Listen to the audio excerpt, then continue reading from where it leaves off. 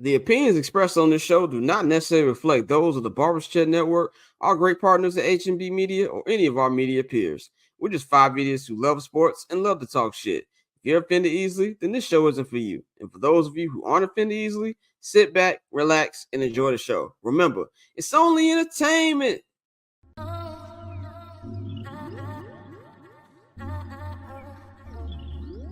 cool. Triple double hat trick, I know the code too. Ice trade, go for trade, yeah we cold too. Getting paper on these player haters, old news. Money on the other line, so I'm not gonna hold you. Money on the other line, so I'm not gonna hold you. Money on the other line, so I'm not gonna hold you. Money on the other line, so I'm not gonna hold you. Money on the other line, so I'm not gonna hold. My agent just said we made 100 flat. Make it back and make it stack, this like no Steven Jack. Put my rings up in the camera like I needed that. Up in the air and at the rim is where I meet them at.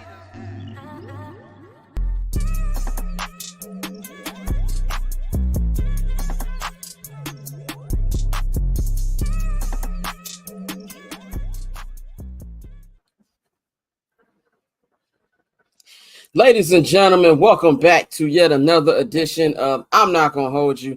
I am your host, Scott Lewis, and we are back. It is Friday, September 20th, 2024.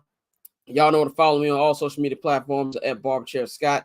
You can follow the Barberchair Network at Barberchair Net on all social media platforms. And of course, you can follow H&B Media, H&B Media TV on Twitter, and that H&B Media on Instagram. Subscribe to our Patreon, patreon.com/barberschair network. You can go over there. You can get all of the different tiers. You got the $7.5 tier, $5, some sessions tier, $5, and also the I'm Not Gonna Hold You tier for $5. And if you want everything that is included with the Barbershare Network Patreon, you can go to the $10 Barbershare All Access tier, and that is $10. And if you subscribe to that, for first timers, you get 25% off your first order at the BC Net Shop. You can see right here, bcnetshop.com. And you get all of your Barbershare Network merchandise, you got for all the different shows. Fuck with us, man. We doing big things on that, man. We got a big show today for y'all. We've got Courtney be joining us in the second hour per usual. The homie Larry Legend will be joining us in the second hour for another edition of Respect the Culture. We're going to talk about what exactly is going on in that Diddy case. The Diddler himself is in jail, and we're going to talk about that, man. But I want to bring in my crew right now. We've got Dante, we've got Mikey, and we've got JR Bang. What's going on, fellas? Chilling. How y'all boys feeling? Much better than Monday. For those of you who watched this program on Monday, I apologize like 10 times on there because I was smacked. Houston took me under. Shout out to Houston. Shout out to everybody out there. But yeah, I'm sober and I'm here, so I'm feeling much better. How about y'all? Good, man. Friday, ready for some fucking week 3 football. I can't believe it's already week 3, man. We're already, September's flying by, NFL's flying by, but ready for a nice sports weekend again. Definitely looking for a nice sports weekend. I don't have to get on an airplane. I noticed not just last week, but just really in general, I like traveling and getting to my destination. I don't like the process of getting there. You know what I'm saying? Like going to the airplane, all that is just really annoying. It's just the LWO treat us. Yeah, I had no problems. Shout out to all my Mexicans. What my man what Vince Staples say? Shout out to Mexicans. Shout out to Mexicans. That's what. Shout out to all them niggas over in Houston, man. But Bang, how you feeling, man? Hey man, I'm feeling good. It's Friday. I'm sober myself. Cause last week in Vegas, it was a time to be had. Shouts out to Cam from the port. Getting married to his lovely bride. Gave me a nice cookie. I was lit for the rest of the night. Hey man, happy it's Football Friday too. Exactly, man. But yeah, man, I just want to, before we get to like the sports and things like that, I kind of want to give like a shout out to, well, actually it's parts sports anyway. The legend Adrian Wojnarowski, he retired out the blue this week. Just kind of shocked everybody. He's going to be a general manager For it looks like, was it like a minor league team or something like that? It's Like college, fam. Nah, that's college, bro. What the hell? it's college, yeah. It's college. Man. He I said said minor league team. What my- the fuck minor is league. going With an on? NIL, my boy. I don't even remember which college. That tell you how much research I St. did on this Bonaventure, actual thing. man. St. Bonaventure. it's the his alma Bonnies, my mater. G. That's his Yeah. alma mater. Okay, my apologies to anybody who went to that establishment. Man, this I nigga got to the got Bonnies. this nigga got Woj going to the CBA, my nigga. What the hell's going on? It's crazy, bro. Woj went to go. Woj went to go. Coach the Charlotte Knights. That's what he left us and abandoned us in the Twitter streets. Or Shams might have took his block for him. I don't know. Either way, Woj is retired, and it didn't hit till yesterday when the Joel Embiid news hit about his new contract extension. And I saw it like flash. But when ESPN sends an alert and it'd be super quick on your phone, and before you realize it's up there, it's gone. It's all right, let me go to Woj page. Wasn't nothing on there. And that's when it hit me that Woj had retired, and there's nothing else we're going to get from him as far as when it comes to the different scoops, man. It's Shams block. Shams right now, he's going to be a free agent coming up. I know NBC is reaching out to him. ESPN is reaching out to him. He's going to be a big payday for him wherever he does sign. And this other shout out, somebody who's not here. R.I.P. Tito Jackson, man. R.I.P. Tito Jackson. I grew up in a Jackson 5 household. I grew up in a Motown household, so I knew about Tito and all them before I even. Ain't they your cousins, nigga? No, Tito's not my one.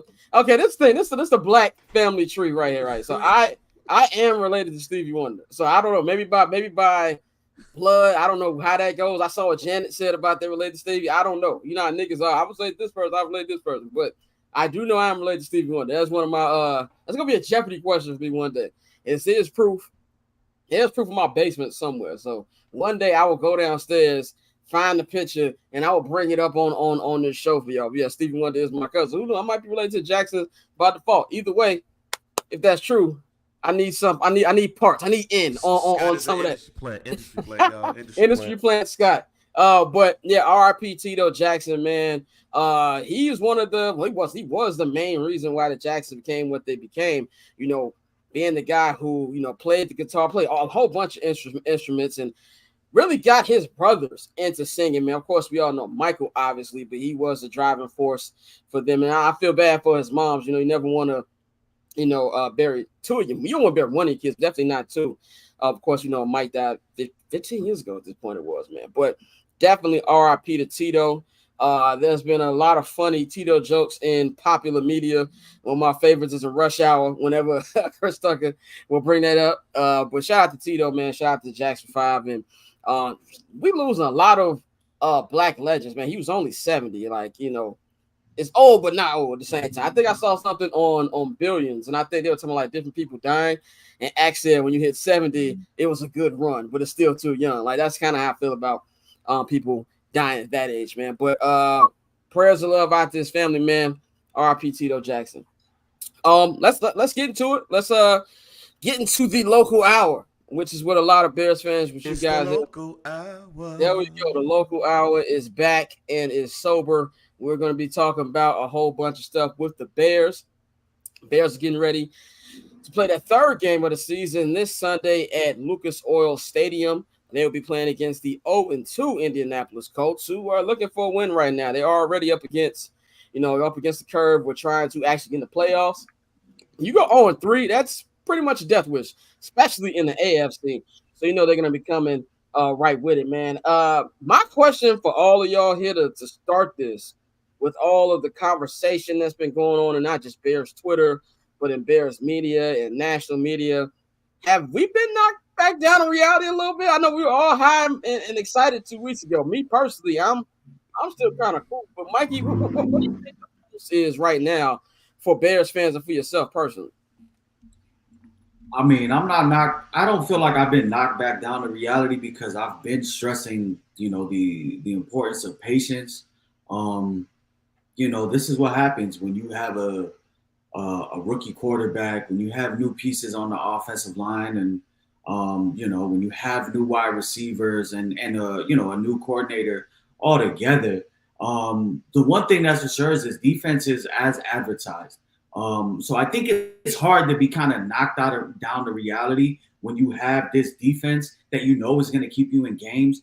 I think a lot of people expected high-flying offense. And if you look back, at last year, it did take CJ Stroud a couple weeks. And normally, just even if you are an established offense with returning guys, when the season starts, it takes a couple of weeks for that offensive continuity and for that rhythm to come to fruition. So for me, I'm exactly right where we should be. We, for the majority, thought we were going to be 1-1 going into this game, and that's where we are.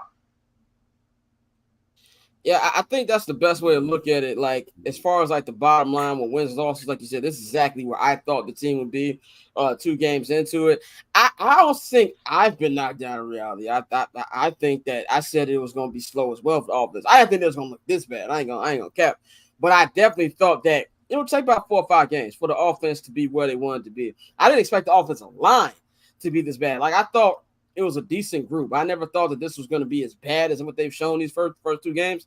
And I still don't think they're going to be as bad as what they've shown this first 2 games. I still think middle of the road, maybe 13, 14 is maybe the ceiling for this team this year. And I'm also very shocked that they haven't been running balls. I'm a little shocked. But back down to reality, no. I think there's a lot of Bears fans out there who have been knocked down to reality, who maybe put a little bit too much dip on their chip. But there's nothing wrong with that. Every fan base puts dip on their chip before the season starts. It's when the season gets going, and you realize you were tripping. I think that this game, this week that we're going to talk about in a minute is very, very important. Not just for the team, obviously, but I think for the morale of Bears fans. Like, even more than a win, I think Bears fans just want to see points. And as crazy as this sounds, I think even if the Bears lost on Sunday, which I don't want them to lose, obviously, but even if they lost on Sunday, but they put up like 28 points, I think the fan base will feel a lot better about the direction of this team. Bang, you weren't here on Monday, but you did join me on 79th and Hallis a couple days ago. What's your vibe, and do you think that, Bears fans have kind of been brought down to reality? Not yourself so much, because I know that you haven't been. Meatheads has been brought down to reality, yeah, and I don't even know what that is. I was a little delusional, but in my picking, but I also had the Texans winning the game. So I think we are where we're supposed to be. Yeah, I do agree with you. If we scored a lot of points, or we scored enough points, if we had 2 touchdowns go up in the game, maybe people will feel a bit differently. But when you play the way that you played against the Tennessee Titans, whose ass I can understand, but look at how you played the Houston Texans. Look at the fact that you are one possession away from winning the game. Look at how the defense played and made second half adjustments. And then look at your schedule. Like, I stress everybody to look at your schedule. The Texans was a winnable game. They won that. The Titans was a winnable game. They won that. The Texans could have won, but a lot of us pegged that as a loss. Let's look at these next 3 games. And if we shit the bed against the Colts, then I'm worried. But right now, I'm not worried, and I don't think other people should be right now either. Dante, what's your feeling right now? As far as the pulse of yourself personally, and also Bears fans heading into this week. 1-1, winnable game, a winnable stretch of games. So I'm still optimistic. I think we've been catching some breaks this week with the announcements about who's going to be out for the Colts. But I think at the end of the day, like a lot of the tape has shown, and you've seen other people come out and say it, but Caleb, he still showed improvement from week 1 to week 2, and that's what we wanted to see every week. Even though, like, again, I know I was talking crazy, saying, I expected him to live up to the, elite hype that he had been given. But, at the same time, with this offense, it's a work in progress. And, you notice the comments from everybody in the office are just saying, we're just trying to find ourselves, or we just running the plays they calling. And so, seeing all of these long ass routes down the field when he don't have the time to let these routes develop. So you clearly need to adjust, and these adjustments aren't being made, which that concerns me, because Flus, you're the head coach. I understand you're a defensive guy, but there's no way your defense can at pretty much every halftime so far this season, they've made adjustments, tightened the screws, and locked down the other team. But your offense doesn't adjust, and it's the same shit that we saw in the first half. So that's concerning. But I mean, I think I'm still optimistic. I haven't been really brought down to reality. I still think 12 wins is attainable.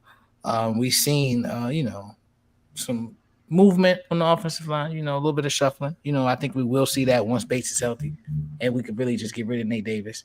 So I think right now I'm still optimistic. I don't think brought down to reality is really, the right term. Now, of course, you got your former Justin Fields guys who are still like, hey, y'all go. See, we could have all that. That's extra. Like, if you're being realistic right now, he's just taking his freshman, his rookie lumps.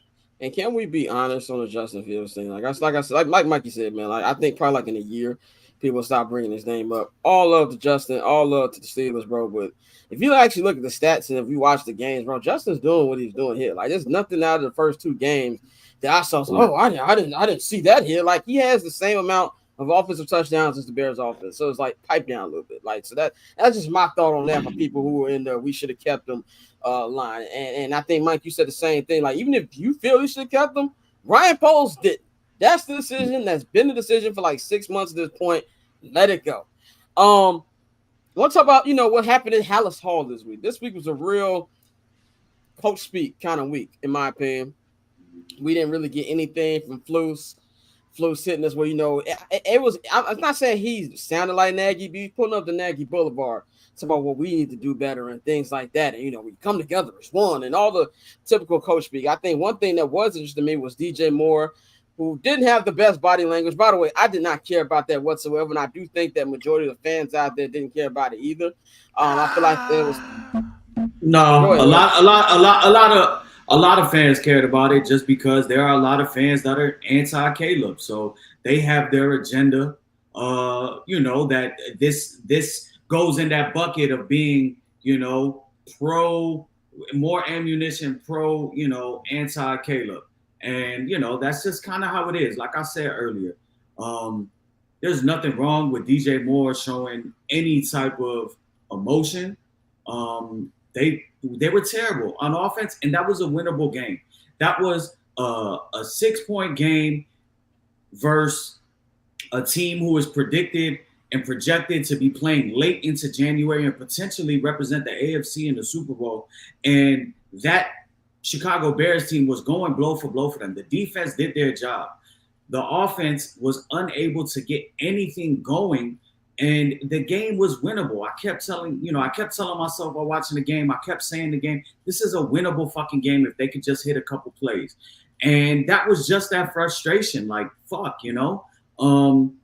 but people just don't like Caleb. There is a certain faction of the sports world that does not like Caleb for whatever reason, whether he doesn't look like you want him to look, whether he doesn't act the way you want him to act, for whatever reason, people just don't like him. And I think Bears fans need the Bears fans that are impartial, to whatever he does with his fingernails, whatever he says, whatever. They just want to see a franchise quarterback lead this team to success.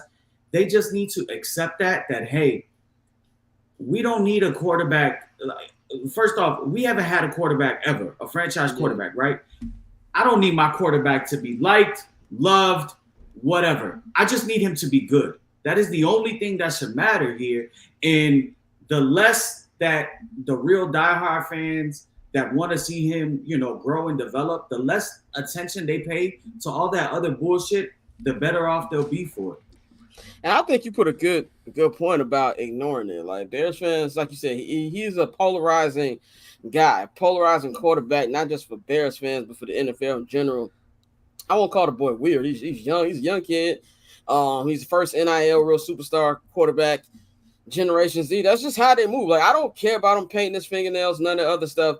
I must have missed the DJ Moore criticism. I'm glad I didn't see it, but I usually check out. It was there, and I'm good with frustration, but he was a step away from pouting. Like, it's one thing to be frustrating, but then it's another thing to be on the sidelines, be sitting down on the sidelines, looking like somebody took your ice cream. And at some point, he was looking like that. Even he said, like, he said, I ain't think it was that bad, but when I looked back, it was like, oh shit. So yeah, it was not good, especially when you have a rookie quarterback in the second game. He let his frustrations show up his quarterback, and that's why he said what he said this week. Yeah, I'm glad I missed that, because what I do now to protect my mental peace, and so I'm not arguing with niggas with 200 followers and get a text from Bang, or there's two people who text me when I argue people with 200 followers, Bang and the homie Shakia. Y'all text me like, what are you doing? Like, so in order to not do that, I check out of Twitter after a Bears loss. So I didn't see it. I'm glad I didn't see it. But yeah, I'm with you. I don't care. I didn't care on the surface about DJ doing what he did because he's frustrated. So I was frustrated, and I don't play the game. So I can understand. I can only imagine the player being more frustrated. But you're right. It did get to the point where I was like, fix your face a little bit. Like you showing your boy up, not just showing your quarterback, you're showing up the team, especially in week 2. This isn't like something that's been going on for 8 weeks. You know what I'm saying? And let's be real, DJ. You've been in way worse offensive situations than what you're in right now. Like, you know what I'm saying? But I did love how you took accountability for it. And I just think kind of like what you were saying, Scott, and you are around them, you see him. This is uncharacteristic for DJ Moore. So I think that's what elevated it and made it bigger than what it kind of needed to be, is because he's not really that type of guy. Like you said, he's been with terrible quarterbacks, terrible situations, and he's never thrown anybody under the bus. He's never really pouted. He's just shown up, plays the game. So I think there's just the frustrations were high because this is a team with expectations. Yeah, you're right. He don't do that. One thing about DJ is he's a cool dude. He's funny. And just even when they brought it up, I forgot who brought the question up. I don't know if it was Courtney Cronin or Jason Lee. Somebody brought the question up. And he was like, yeah, like, at first I didn't think I was in the wrong, but I looked at it and I was like, yeah, that was a lot. I was kind of tripping. He said that, he apologized for that, which is what you want to see, accountability. But I do think just overall, everybody's frustrated. Caleb's frustrated. I mean, Caleb's not voicing it, but there's a little less pep in the step since the season started. I remember when his first early press conferences during, the off-season workouts. Yeah, he was very energetic. A lot of go Bears. We ain't heard that shit in like 3 weeks. And then he said too, like, I got to get readjusted to getting hit. It's the first time I've really been hit since November 18th. So I do like that, that's how he's moving around with it. But there was a lot of stuff outside of the game that happened. Before we get to the Rome thing, I do want to quickly talk about the CJ Stroud, Caleb Williams moment right there that had the internet going ablaze. Now, CJ spoke, and CJ said that he wasn't trying to little bro him. I got respect for him. Woo-woo. And I believe CJ. CJ hasn't shown anything to make me think he's a liar.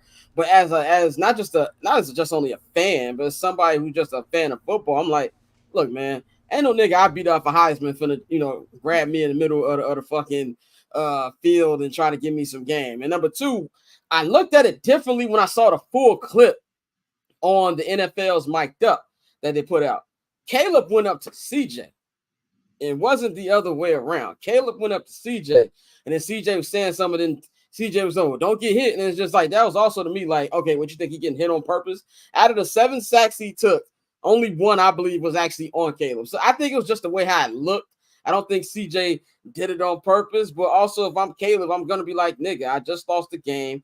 And, for people who criticize, like you said, Mikey, everything Caleb does now, this is what comes with having a generational prospect or a number 1 draft pick who comes in with the cachet and all the hype that Caleb Williams has. You're going to deal with these kind of conversations. I saw on somebody's, I don't know if it was Richard Sherman, is Caleb Williams a bust? Like, it's going to be a lot of engagement farming and trying to get these points out. And the Bears fans, you probably just need to ignore it. What's y'all opinion? Quick, just on this, we ain't got to spend too much time. I'm going to go to Dante first. Dante, what you think about the CJ Caleb, middle of the field thing? I think Caleb was just more so mad about losing the game. I don't think he was like, nigga, get away from me. Because at the end of the day, CJ still I know it's only 1 season. It's still 1 season of experience in the league that you're trying to, come dominate. So I think, had it been a game where it was a closer game, close battle, they went back and forth, he probably would have been more receptive to actually having a conversation. But because, he got his ass beat, and even though, he still got the ball after 50 with an opportunity to win the game, and for it to end like that, I think he was just more so frustrated with the way the game ended. But I don't think it had anything to do with CJ. I think that also, just you said how close the game was. DJ said he was so frustrated because it just felt like they were one play away. Caleb said that no matter how bad it was, they had an opportunity to win the game. So I definitely understand what them frustrations are. Quickly, Mikey and Bane, just give me your thoughts on the CJ Caleb thing. Yeah, I think it was just blown out of proportion, and it starts right away with just the way sports is covered now on social media. You get these aggregator pages that try to stir shit up. Like you had a post that had over 5 million views by some aggregator that came out of nowhere.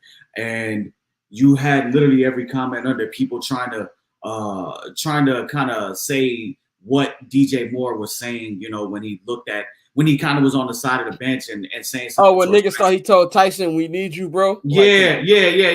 So that's just kind of what happens with it. So then they go ahead and they put that on Caleb. But I didn't really think at first you could kind of see his face. He was salty, but then like the way CJ put it, like he just got fucking DDT'd all over the fucking field. He's taking his lumps. His line did not help him. There were plays to be made. And this was a big game, like I said, against a playoff opponent. And it was a good measuring stick early on in the season. So I think he'll be better for it. I think Caleb is taking much more criticism in his college career than what, just happened this week. So he'll be fine. Dang, what you think? I think CJ was just being a young OG. So it's nothing on that end. But I can't criticize DJ Moore's body language and not criticize Caleb's. His body language was a bit off when he told him, "Nah, come here." And I totally understand. I would have felt the same way too. But if I can sit up there and I can criticize DJ Moore's body language and his pouting, I have to do the same thing with Caleb. Both of them in same situation. We got our ass whooped. We took the L. Look the man in the face too when he's talking to you. So that's it. But other than that, I probably would have did the same thing. It probably worse. I would have yanked my arm. Yeah. I'm about to say, I wouldn't have stood there. Don't tell me, don't grab me, my nigga. It'd have been a problem. Yeah, don't grab me, bro. But I'm with you though. I think it's a mix of things, man. But that's just why I hope they win because I'm just tired of talking about stupid shit. But that didn't stop. There's more outside factors. We got Odunze's daddy, who I got a DM about this at like 2:00 in the morning. I was reading and I didn't even know what was going on, so I just closed my phone, went back to bed, and then I saw Mikey. You put this in the group chat when it happened, and basically he put together a clip of Rome being open in the end zone from the Titans game. Honestly, I don't even know if he's really that open. I got to see the full play. But that was in response to Dan Orlovsky, who said on, I don't know if it was Get Up or his own platform that he has, where he says that Rome isn't getting open and, he needs to do better running his routes, which I agree with that last one because you look at the 4th and 17 play in the game and Rome runs the route right. That's probably a first down. But and we thought originally that this was, something he was calling out Caleb Williams. Then he clarified and said this is basically just a shout out to a response to Dan Orlovsky and ESPN that, his boy gets open. And Rome commented on that today and said, he told his dad that, he's going to defend him, but he also got to know that he's in the NFL now. And, basically telling him that he told his pops in a very polite way that, "Pops, you got to shut the fuck up." My personal opinion on this, it's nothing. I do think it's funny that Rome's pops was the one who did it, and we had all this talk about Caleb's pops was going to be the one who was going to be the distraction. I'm be real. I've seen that nigga maybe once since the season, since the training camp started. So I did think that part was funny. But besides that, it's just, like you said, Mikey, more outside noise for a team that comes in as hype as the Bears have come in, as Odunze to come as hyped as he is, Caleb Williams.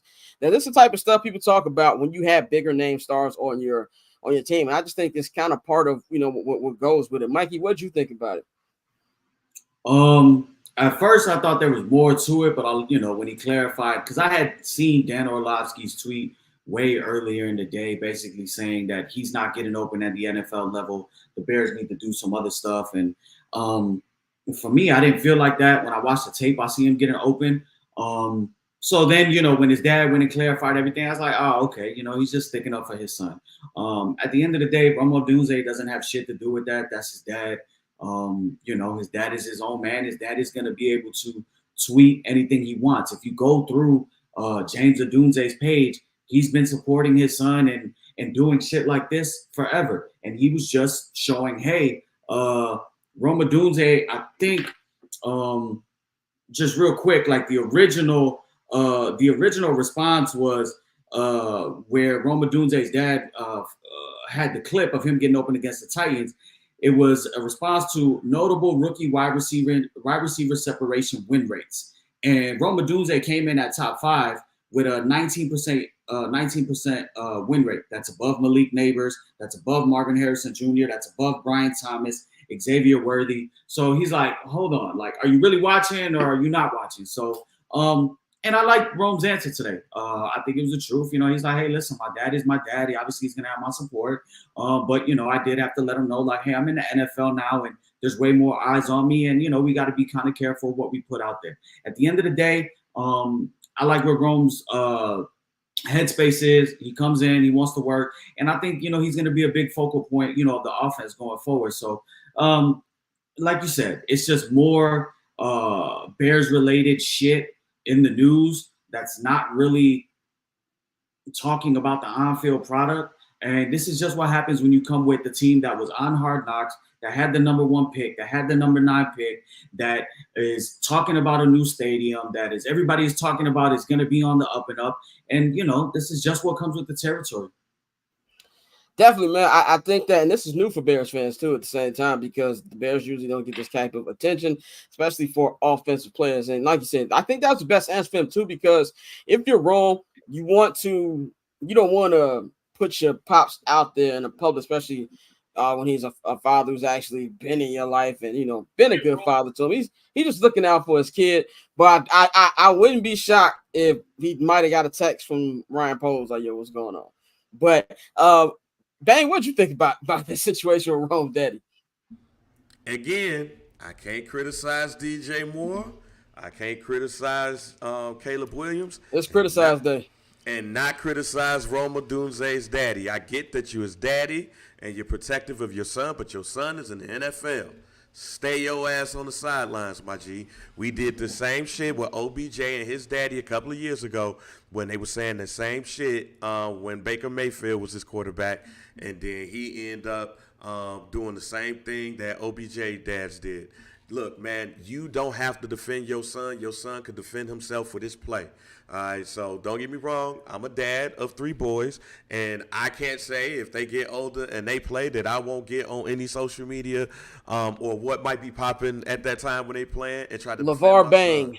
Yeah, but right, LeVar Bang. But at the same time, when my son gets to a certain level, I have to know and understand that he's a man and he's out there. He's on his own island. He has to protect his own island. What I can do is I can say what I want to say privately, but publicly I need to be quiet because I don't want to put any extra added pressure on my son just because I want to defend him on Twitter from a talking head. Talking heads gonna talk. I have to know and understand that, and I have to chill out. Now, if I see Orlovsky at a Bears game, I'll be like, all right, fam, you kind of unfairly criticize my son, and then you talk that out, boom, boom, boom. But don't put it out there in public so everybody can see it, and then people are having a conversation about it.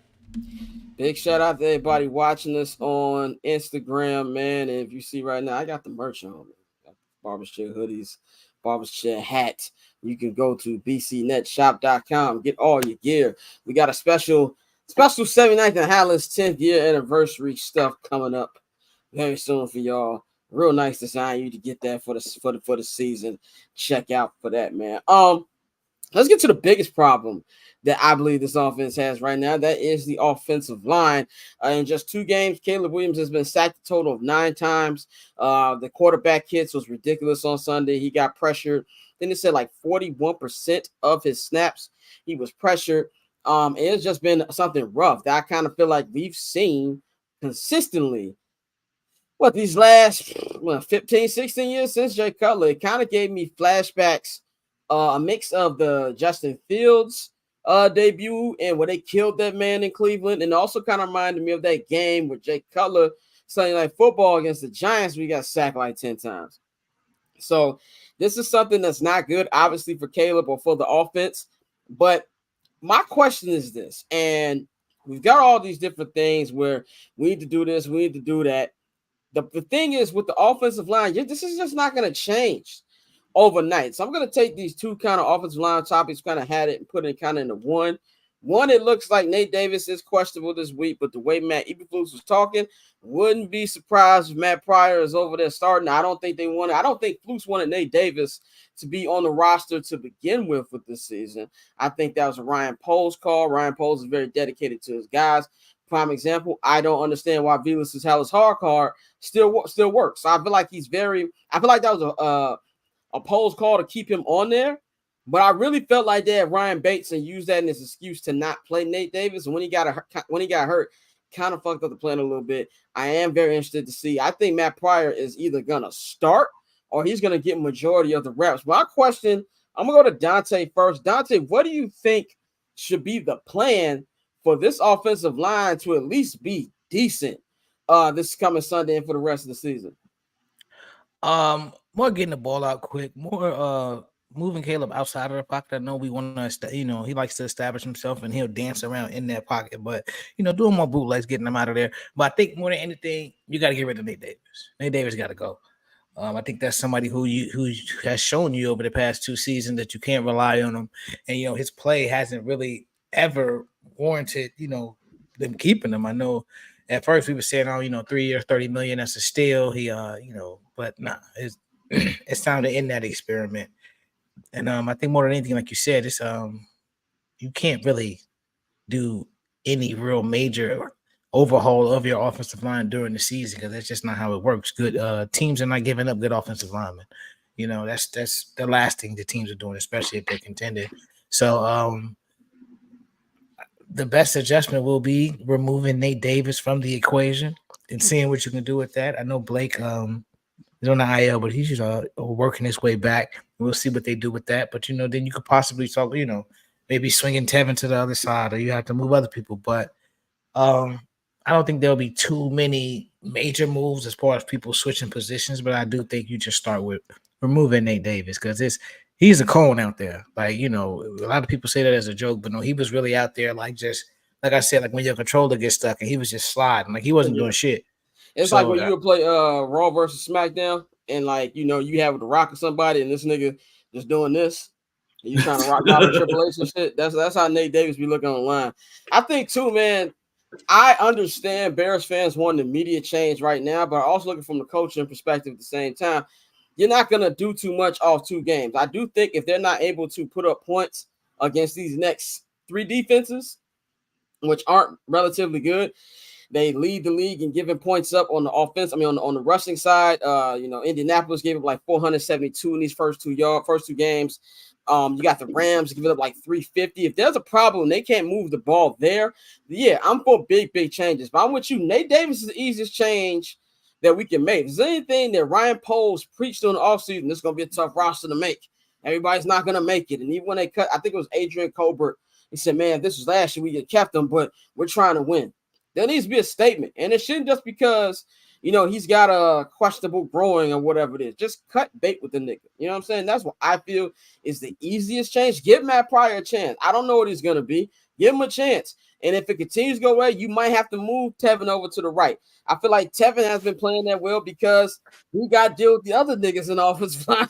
And I think maybe that's bringing his play down a little bit. Put him to the right. Put him over there with Darnell right. And maybe that helps things out. But for me, what I want to see, run the ball. No more shotgun runs. Just straight. Do it old school, bro. Just be stubborn with it.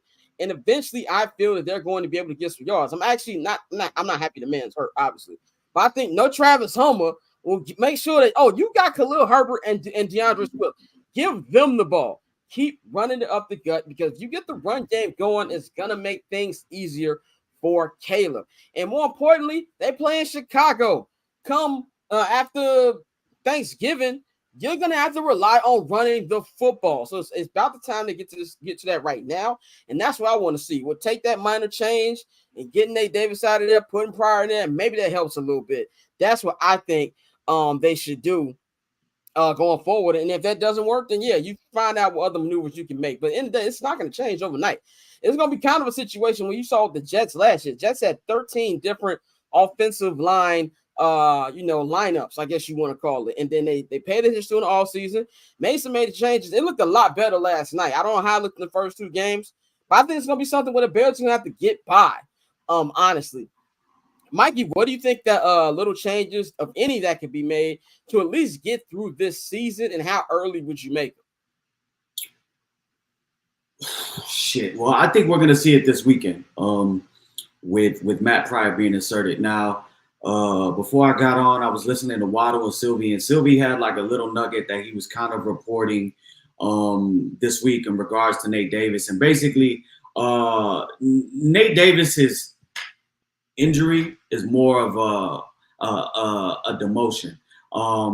His injury came up after Matt Eberflus kind of criticized the performance of the O-line earlier this week. So he's actually being told that Matt Pryor will be starting this week. There's actually the possibility of him starting at left guard with Tevin being at right guard. But yeah, what Nate Davis has been doing and what he's been showing us is quiet quitting. And quiet quitting is a term that describes an employee who does the minimum requirements for the job and no more. It can also refer to employees who are chronically disengaged at work. That is Nate Davis. You're seeing it on the field. You're seeing it during practice. And for me, I honestly think they would have cut bait with Nate Davis in August had Ryan Bates not gotten hurt. Because what is the overall model, the culture that Matt Eberflus and Ryan Poles are trying to build? They want hardworking guys who work hard in practice, who then carry that over to the games. They want dependable men that show up and do their job. And, there's no group in a football team that needs to be more in sync than the offensive line, especially when you got a rookie quarterback. This dude ain't showed up for OTAs. He did the shit last year. Obviously, last year he had some personal shit going on. But even before that, I've been saying it since we got him. The report out of Tennessee was that Mike Vrabel could not wait to get rid of his ass. Yep, he did not like to practice in Tennessee. They felt that he was not an all-in type of guy. And, so I'm still kind of confused as to how we landed him and how Poles thought, that could be, the GM and the coach's own arrogance thinking we could change that. Sometimes you can't change it, that he is who he is. The issue with me is, obviously Ryan Bates is going to be missing the first 4 games because he's in, he's on IR with the shoulder injury. That has come out to be diagnosed as like an arthritic condition. So that is not going away. That is something that he's going to be dealing with. It's going to be a pain tolerance thing, and it can fluctuate. I don't want to cut you off, my brother. I do want to bring up something I kind of feel like it's maybe like been a small pattern when it comes to Ryan Poles. Why he don't be picking up on these injuries before he be trading and signing niggas?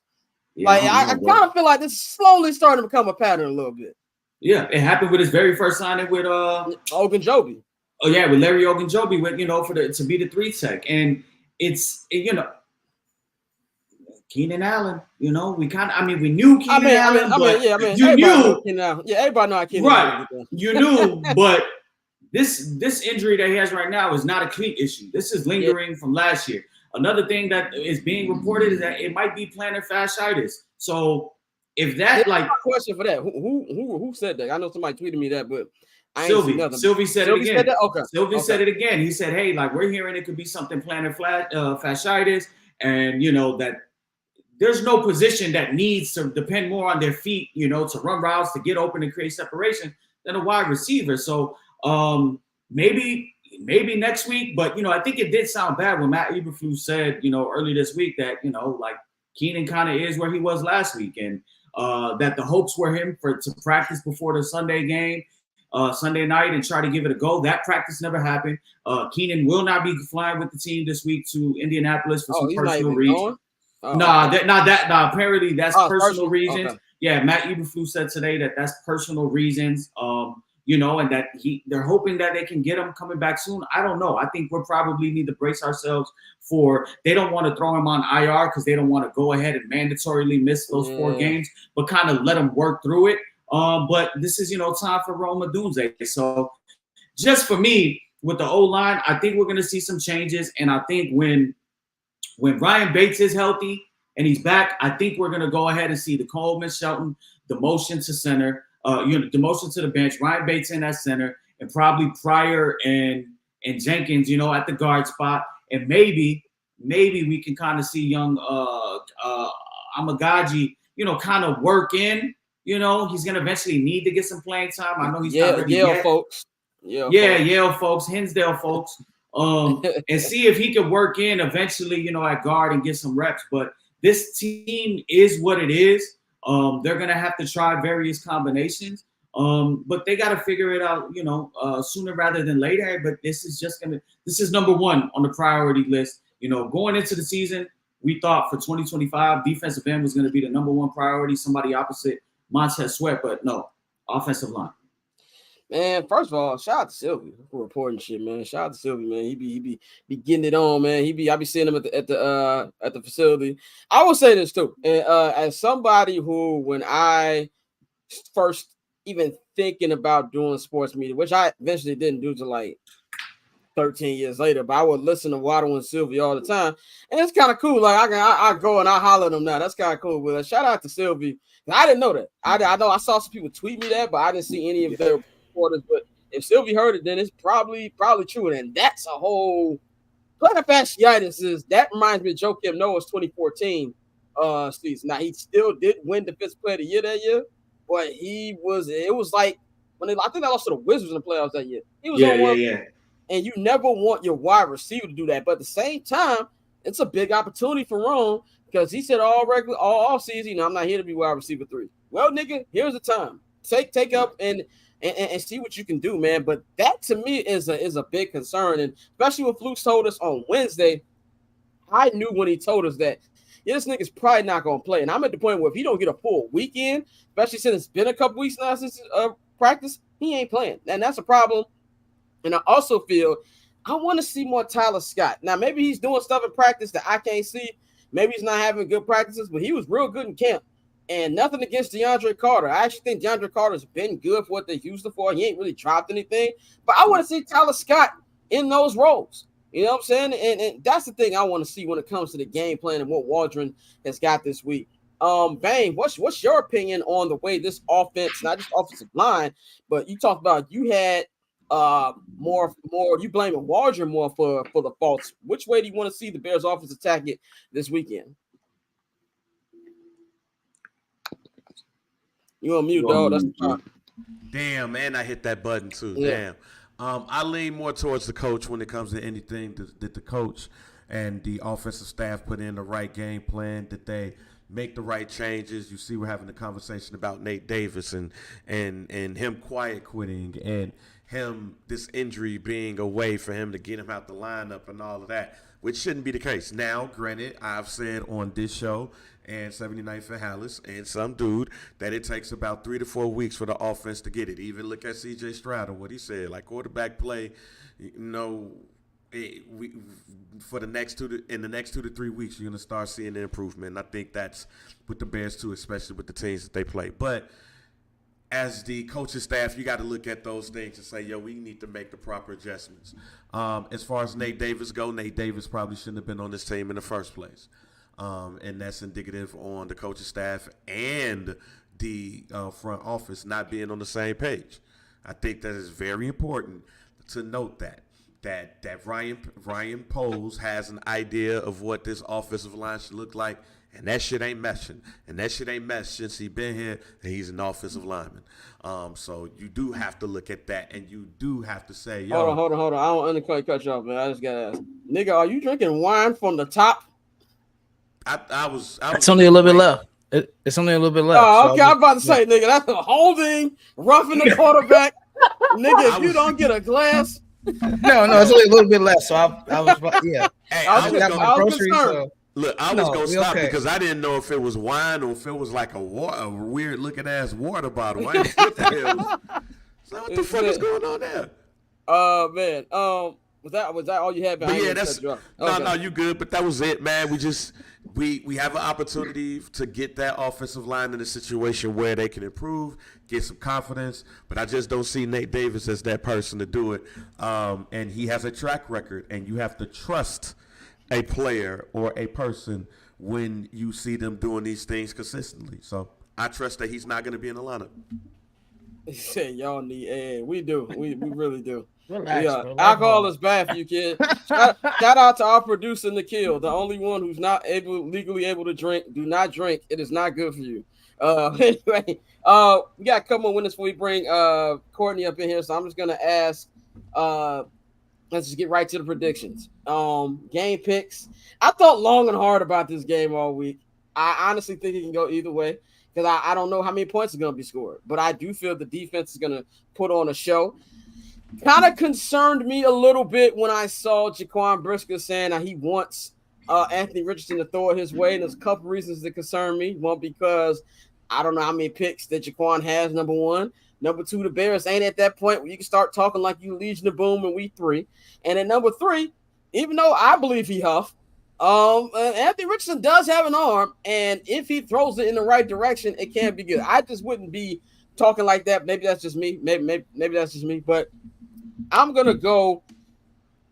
I believe in the defense. I think the offense is gonna be a little better. I do think they're gonna run the football much better than we've seen. I don't think it's gonna be pretty per se. I'm gonna say Bears win 21-14. I think this will be a very, very close game, but I do believe the offense will help get it done. And I also believe that we get not one, but 2 Caleb Williams passing touchdowns. He should have 3 right now. I know it don't matter. I know it don't count, but he should have 3 right now. I think he gets 2 on Sunday. Bears win 21-14, and they move on to 2-1. Mikey, how you got this Sunday going? I got the Bears winning 24-17. It might not be high scoring, but I think that the offense does find some rhythm. I mean, you're going up against an Indianapolis Colts team that's 31st in total defense. They're giving up 400 yards per game. They're 32nd in the yards that they're allowing on the rush, on the ground, 237 rushing yards per game. And even in the passing game, opposing quarterbacks are completing 78.2% of the completion. So I think that this is going to be a really good get-right game. I think that Bears need to attack the run game early and often. That way it'll go ahead and allow plays to be made in the passing game. I don't need to see Caleb throw for 300 yards to be like, oh, I'm good. I just need to see it look a little better. Just hit a couple of the misses that he's had over the last 2 weeks. Kind of big chunk plays, and I'll be fine. But I think this defense will be able to show up, and I think the offense will have a good game. Stay tuned later. This is one of my plays of the week. Oh, yeah. Mikey's weekend bets coming in the second hour. Bang, how you got this weekend on? I got the Bears winning 27-10. I think they're going to score a defensive touchdown.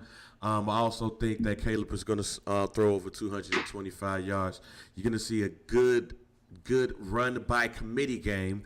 You're going to see, Khalil Herbert and Swift have good games on the ground. They will combine to run for about 150 yards together. The Colts can't really stop the run right now. I got the Colts winning the Bears winning 27-10. Dante, close us out, man. How you got this weekend going? It's crazy. I have the exact same score as Bear, 27-10. Bear scored a defensive touchdown. I think Caleb looks good. I think he does throw a touchdown, at least one. But I think this is going to be a game where you really see the offense be able to get some type of flow. The Colts have given up a lot of yards on the ground. I think it might be over 200, but I know they're in like the 175, 180 range so far through 2 games. So a good opportunity to establish the run, really get some of the pressure off of Caleb. So I think at this point he knows he don't have to make every play because he can't do it. Like, it's just not going to happen with this offensive line. So I think this will give him an opportunity to really get into a rhythm, get into a flow. And I think the defense is dominant. I think AR really struggles. So I got 27-10 Bears. And by the way, he got to be much better before you get a nickname like AR. I'm sorry. We got to police these nicknames. I don't care that that's your initials. Like, no, absolutely not. He's a long way before we be giving this nigga nicknames, man. But anyway, that's it for the local hour. We will be back in about a minute for hour 2. Courtney's going to join us. We're going to, talk about everything going on week 3. Quickly talk about Shohei Ohtani and the history he made last night. And then we're going to wrap up the show with Larry Legend. We're going to talk about Diddy going to jail probably forever, nigga. We'll be right back. So cool. Triple double hat, trick, I know the code too. Ice trade, go for trade, yeah, we cold too. Getting paper on these player haters, old news, money on the other line, so I'm not gonna hold you. Money on the other line, so I'm not gonna hold you. Money on the other line, so I'm not gonna hold you. Money on the other line, so I'm not gonna. And we are back, man. And right now we are going to bring in the 5th member of this show. We got Courtney Collabro in the building. Courtney, what is going on? What's going on? We're doing the show from the phone today. So I was about to say you got different background today. Yeah, we're a little plain. The lighting should be optimal though, boss man. I know you're very particular about that. Yeah, the lighting is fine. The lighting is definitely fine. We're gonna get into your Saints in just a minute. How are you doing, everybody? Happy Friday. Oh, what's going on? Bang, you good over there, boss? I said, "Hey, man." Oh, okay. We didn't do this 2 weeks ago. Everybody shake hands right now on the show. Courtney Bang. Remember 2 weeks ago, I said I'll do this last week. The streets want to see it. The streets want to see it. Streets want to see it. There we go. Come on, there man. we go. I felt like we were good immediately. Yeah, we were good. We were good. I wanted to do it on air. Oh man. Remember what did we say though? It's only entertainment. It's only entertainment, but still. Anyway, let's get into it. Last night said mix the wine and tequila. Nigga, no, like nigga, you're out. Well, the sun is still out, my nigga. Like, what's going on? Like, why would I do that? Wine and tequila? You depressed? Wine and tequila, my nigga. What? Absolutely not. Absolutely not. But that's diabolical. And 100%. Last night, we're going to quick baseball. Once playoffs begin, we have a lot of baseball talk for y'all. But last night, Shohei Ohtani put on Major League Baseball history, becoming the first person to go for 50 home runs and 50 stolen bases. But he went 6 for 6, had 2 stolen bases, and had 3 home runs last night, putting on a show out there in Miami for the beautiful price of $3. I'm just guessing that's how much it costs at the Marlins Stadium. I'm pretty sure Mikey can correct me. You know what I'm saying? Probably like $30 because it was the Dodgers. Okay.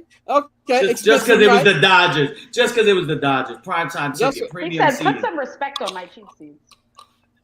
Yeah, just a little bit, $30 a night.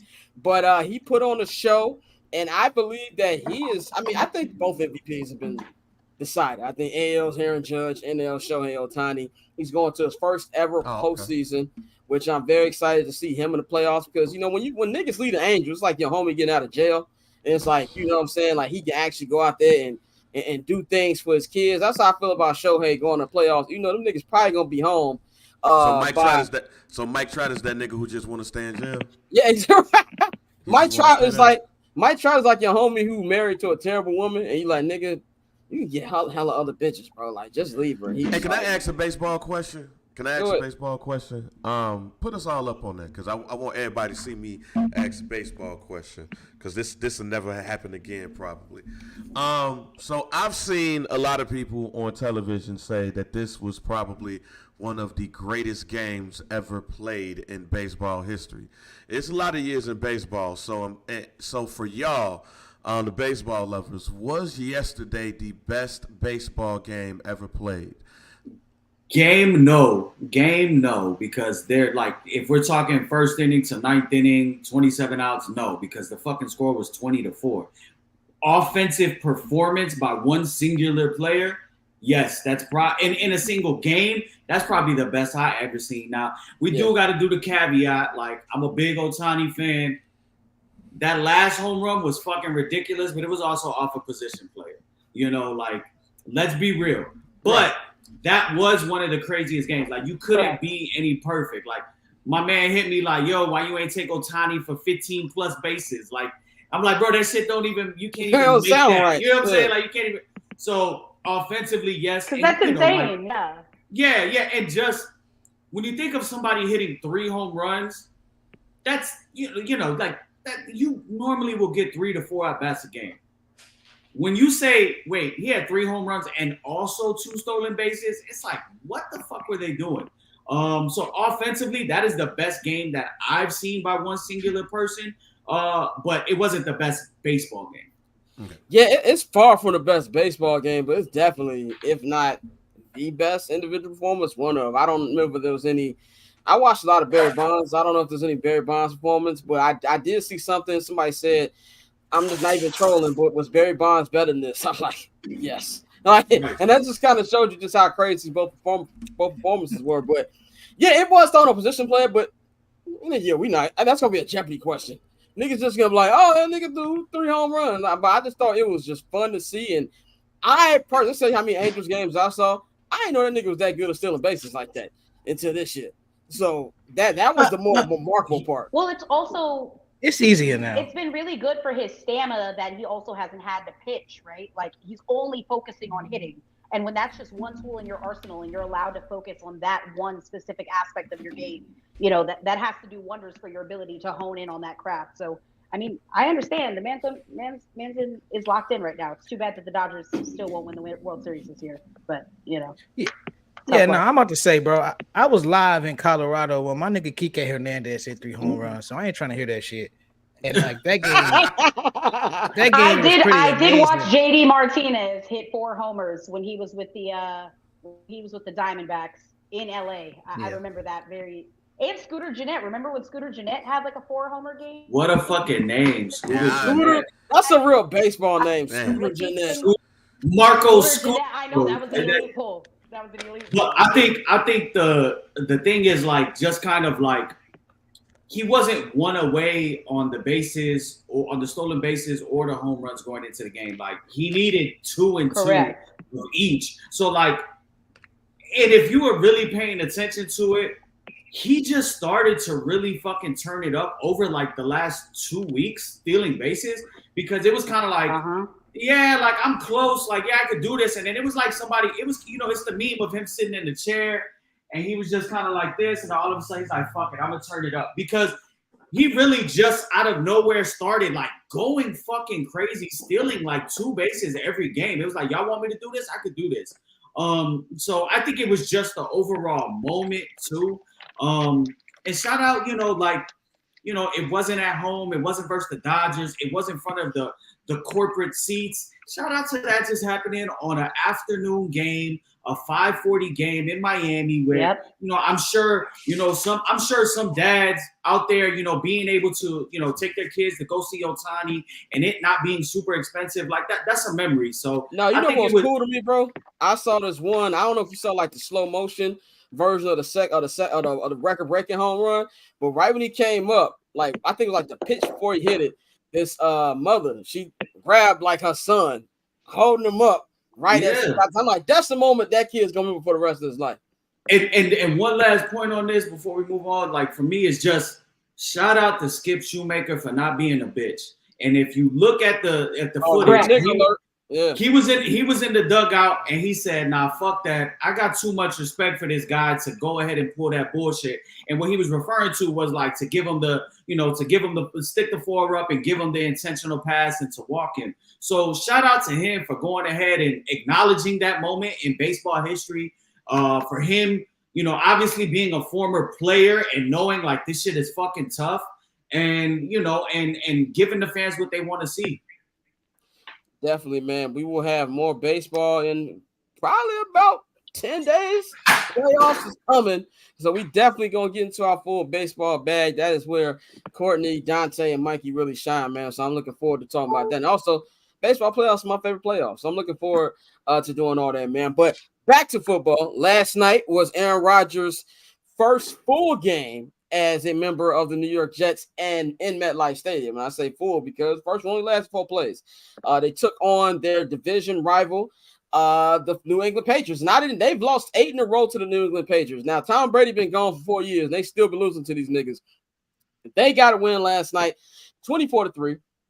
Aaron Rodgers looked the best he's looked since he's been a Jet, 27-35, 2 touchdowns. One of them was to Breece Hall.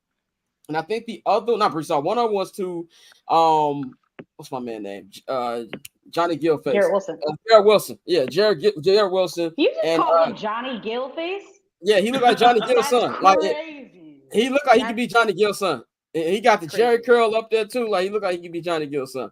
And he also threw one to his boy Alan Lazard. He looked much better. The defense looked better. And I was just happy to see that the Patriots kind of came back there because niggas were like, they could be fake decent after 2 days. No. These niggas stink. And we're going to be talking about Drake May by at least week 8, man. I look at it like this for Jets fans. I know you probably took a big sigh of a relief last night. I know a lot of Jet fans. I have a lot of friends that are Jet fans. Shout out my boy Mike. I know he was happy watching that. And I think as a little bit from a peak Aaron Rodgers hater, he's still washed in the fact he's not what he used to be, but he looks damn good for somebody his age. And I really think this is going to propel them to being a really, really good team this year and competing for that division and competing for a high playoff spot because of just how good Aaron is. You really see the contribution with him and Garrett Wilson. And shout out to the offensive line. Offensive line, I think he only got sacked one time last night, looked much better than they did last year. So I don't think it's to the point where he looks as great where they can win a Super Bowl. I think those days are behind Aaron. But if I was Jets fan, I'd be pretty happy about what I saw. Courtney, what did you think about last night's game and how Jets fans should feel today after watching that performance? I mean, yeah, if you're a Jets fan, you got to be pretty excited, right? You are finally getting to see what everybody was kind of telling you about and what you had to look forward to. And Aaron Rodgers finally was able to get into the game. I will say my bigger takeaway is not with the Jets. It's with the Patriots. And I hate that Drake May had to make his NFL debut under those circumstances, right? Kind of acting as the cleanup crew. That was brutal. That offensive line for New England needs serious help. 7 sacks. 2 of them were to Drake May, who came into that fourth. I don't remember exactly what minute, but it was pretty late in the fourth quarter when he came in. So the fact that he got sacked twice, once on, I think, a drop back and then once on like a design run. I hated that. Jacoby Brissett got beat up, but I hate the way that Drake May had to start off his NFL career. Mikey, what you think about what you saw from our most hated enemy, Aaron Rodgers, last night? Well, I'll be honest, I didn't see shit because I was at the Cubs game. That's right, you were at the Cubs game. But I did go down to the DraftKings Sportsbook, later towards the end of the Cubs game, and I saw the Garrett Wilson. I saw the Garrett Wilson touchdown, and that was crazy. I don't really have any comments on the full game, obviously, because I didn't see it, but I will piggyback off of Courtney's take. New England Patriots, if you learned anything from the Chicago Bears this year, don't throw Drake May out there. Let him sit. Let him sit. Let him learn. You do not have the resources to protect this kid. And don't do it. Don't do it to him. There's no rush. You're not going to win the AFC East this year. You're not going to get a wild card spot. You got a first-year head coach. Build that culture, but let the kid sit, learn behind Jacoby Brissett. Hey, Jacoby Brissett has been getting checks for a long time, and he knew what he signed up for. So just let him to continue taking those lumps and bruises. And then, maybe week 15, 16, if you want to go ahead and throw him out there for some reps, that's cool. But don't do it. Don't shake this kid's confidence. I think they have the potential to have a good quarterback. Don't do it. And all I said, how was the DK Sportsbook? That shit was fire. It was cool. I was able to watch everything. It was kind of ass. I got to be honest. But yeah, it was dope. It was a dope vibe. You said the food was two thumbs down? Yeah, that shit was my uncle had ordered a pizza. That shit was like 7-Eleven pizza. Yeah, it's probably That's like terrible. I mean, Topgolf has decent food, but like you don't go to Topgolf for the food, right? Like you're going for the unique vibe. That's what happens. That's what happens when you hang out with people who are smoking in the stadium. Like they get the munchies, and you gotta feed that beast. Let's move on, man, to other NFL matters, man. I think we'd be remiss if we didn't give Tony the opportunity what I'm saying. Right now, 2-0 after of Dallas Cowboys this past week, and I watched it at a bar in downtown Houston called Times Watch Bar, which I only knew of because they got Times in LA Live. So I was like, hey, I know what that menu looks like. I'll go there. But there was a Saints fan that I thought it would be pro Cowboys, and this is gonna sound fucked up, but it was kind of funny. I was like, damn, there's a lot of Saints fan. I wonder why. And Pappy, my nigga Lotto at the same time was like, Katrina, nigga. Katrina, yep. That's not funny, but it was funny the way them niggas said at the same time. I was like, oh yeah, that's right. That's what so many of them here. But there was a large contingent of them fans. We got Clint Kubiak, he's looking real good. You got Alvin Kamara. But also we got Scott. Scott. Hey, move like a little closer to the mic. Yeah, bro. Sound like Namor got you under hostage, bro. I sound now. You good. Better. Okay, cool. You said sound like Namor had me underwater. What I cut off at, so I know where to go. No, you were about to, I think, talk about Derek Carr, which okay, that's why I cut off at. I have to keep my words. Yeah, you got election year Derek Carr. Somebody put a TikTok up about his numbers, and his numbers are always pretty high when there's election years. Courtney, it's crazy. I'm gonna look it up in a minute. I literally looked it up you got it? afternoon. Okay. Go ahead, Courtney. Yeah, I don't have them on me, but like I looked it up, and he does tend to fare fairly well in election years, with the exception, if I'm not mistaken, of 2020. He was just average, but 2016 and 2024 are shaping out to be pretty good years for him. Yeah, in 2016, he threw for 3,937 yards, 28 touchdowns, only 6 picks. 2020. He had, even though it was a down year, he still for 4,000 yards, 27 touchdowns, and 9 interceptions. And right now, he's 443 yards, 5 touchdowns, 1 interception. So, something about that nigga in election years. But what do you think? This is something that can last, Courtney, or you think it's just one of these things where hot start? We're not gonna be talking about them in 4 to 6 weeks. I mean, I think it's entirely. I mean, listen, it's still the beginning of the season, so there's a lot of moving parts still with a lot of teams. Do I think it's sustainable for them to score 40 points a game? Absolutely not. Do I expect him? I think when I was looking at his Football Reference page, that he's averaging over like 14 or 15 yards per attempt, which is crazy. I think I saw that he went 11 for 16 for 243 yards on Sunday. 11 were caught for 243 yards. Huge shout out to Shaheed, by the way, because I mean, Michael Thomas ain't doing that, you know. But no, I don't know if it's sustainable, but I'm enjoying every second of it. A lot of people were pretty down on the Saints heading into the season, and I'm pretty sure that the Bucks and the Saints are the only 2-0 teams in the NFC South. I know there's still a lot of games to be played, but I like what I'm seeing right now, especially out of Derek Carr. Again, I got to eat my words. I was definitely ready for the Spencer Rattler experience, so I'm glad he's turned it around.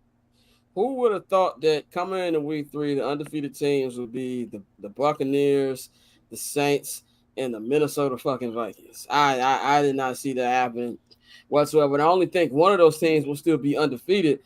Not undefeated, but still be worth talking about in a month. But good start for them. Biggest storyline. Hey, I don't want to jinx it, if I may. No, go ahead. Yeah, I don't want to jinx it. But just to be clear, the last time that the New Orleans Saints scored 40 or more points in their first 2 games of the season was 2009. Do with that what you will. Well, something about the 2009 Super Bowl. This just shows you how bitter I am. Boy, I stood up and clapped when Peyton Manning threw that interception. I was like, now you know how it feels to throw an interception in the Super Bowl, nigga. I was yelling so like, yeah, you ain't nothing without Joseph Adine, Dominic Rolla. I was just being wild, irrational like that. I can still see that Rex Grossman pick in the rain in my sleep. But biggest story of the week has to be what came down. I don't know if I think it was Monday morning, what we had Bryce Young being benched because of the bad play. He has not been good. He's in a terrible situation. But it kind of feels like he's regressed a little bit. And this is something where you had who is banging the table? Whoever banging the table is wilding out, and that's I don't know what that is. It ain't me though. Okay, but it really kind of felt like, they looked at it at first, and the head coach said on Sunday that Bryce is our quarterback. It sounded like Lovey. Rex is our quarterback. But then the next day, it's like he had like a come to Jesus moment. Was like, yo, we got to sit this nigga. And even more stuff that probably ain't got nothing to do with football, but I saw this on Twitter, and somebody said, did he lose his girl or something? The nigga did lose his girl to Tyrese Maxey. It's a little different when them guaranteed max contract niggas pull around. So I feel bad for Bryce on and off the field. For me, as far as what I feel about the benching, I think it's stupid for a couple reasons. One is by saying that he is your guy and bench him the next day is an issue, because this is somebody who, let's be real, you trade the farm to get. And I think by the way he struggled is ignoring the fact or the part that the Panthers actually playing that. You surrounded him with nothing.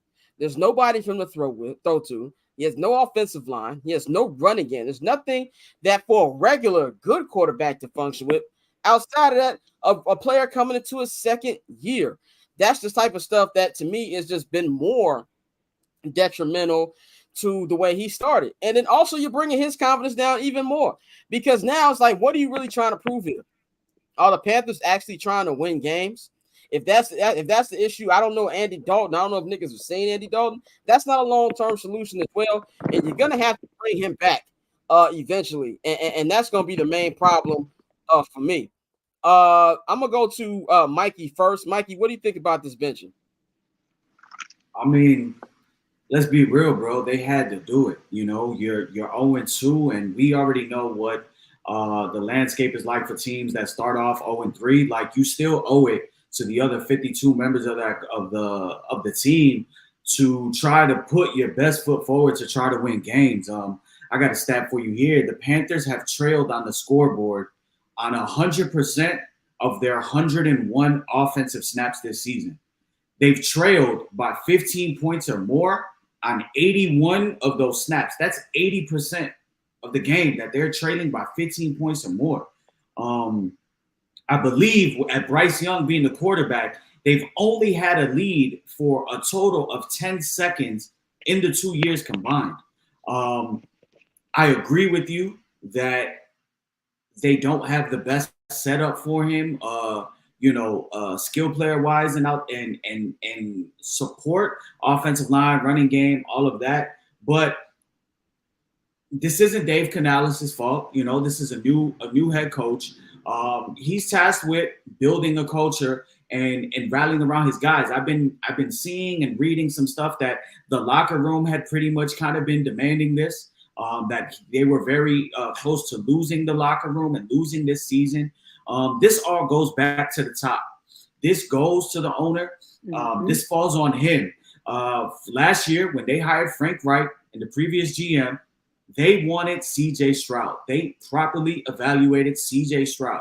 That is who they wanted. That is who they were going to select with the number 1 pick. It was for the owner, Tepper, to sit. He sat down with Nick Saban for like 4 hours one-on-one without Frank Reich, his head coach, without his GM, and he came away convinced, I need to draft Bryce Young. That, we saw what happened later. I believe they started off 0-9, and Frank Reich got the boot. The GM got the boot. Dave Canales obviously came in. That's ignorance. That's owner ignorance. We, us being Chicago fans, we know all about that.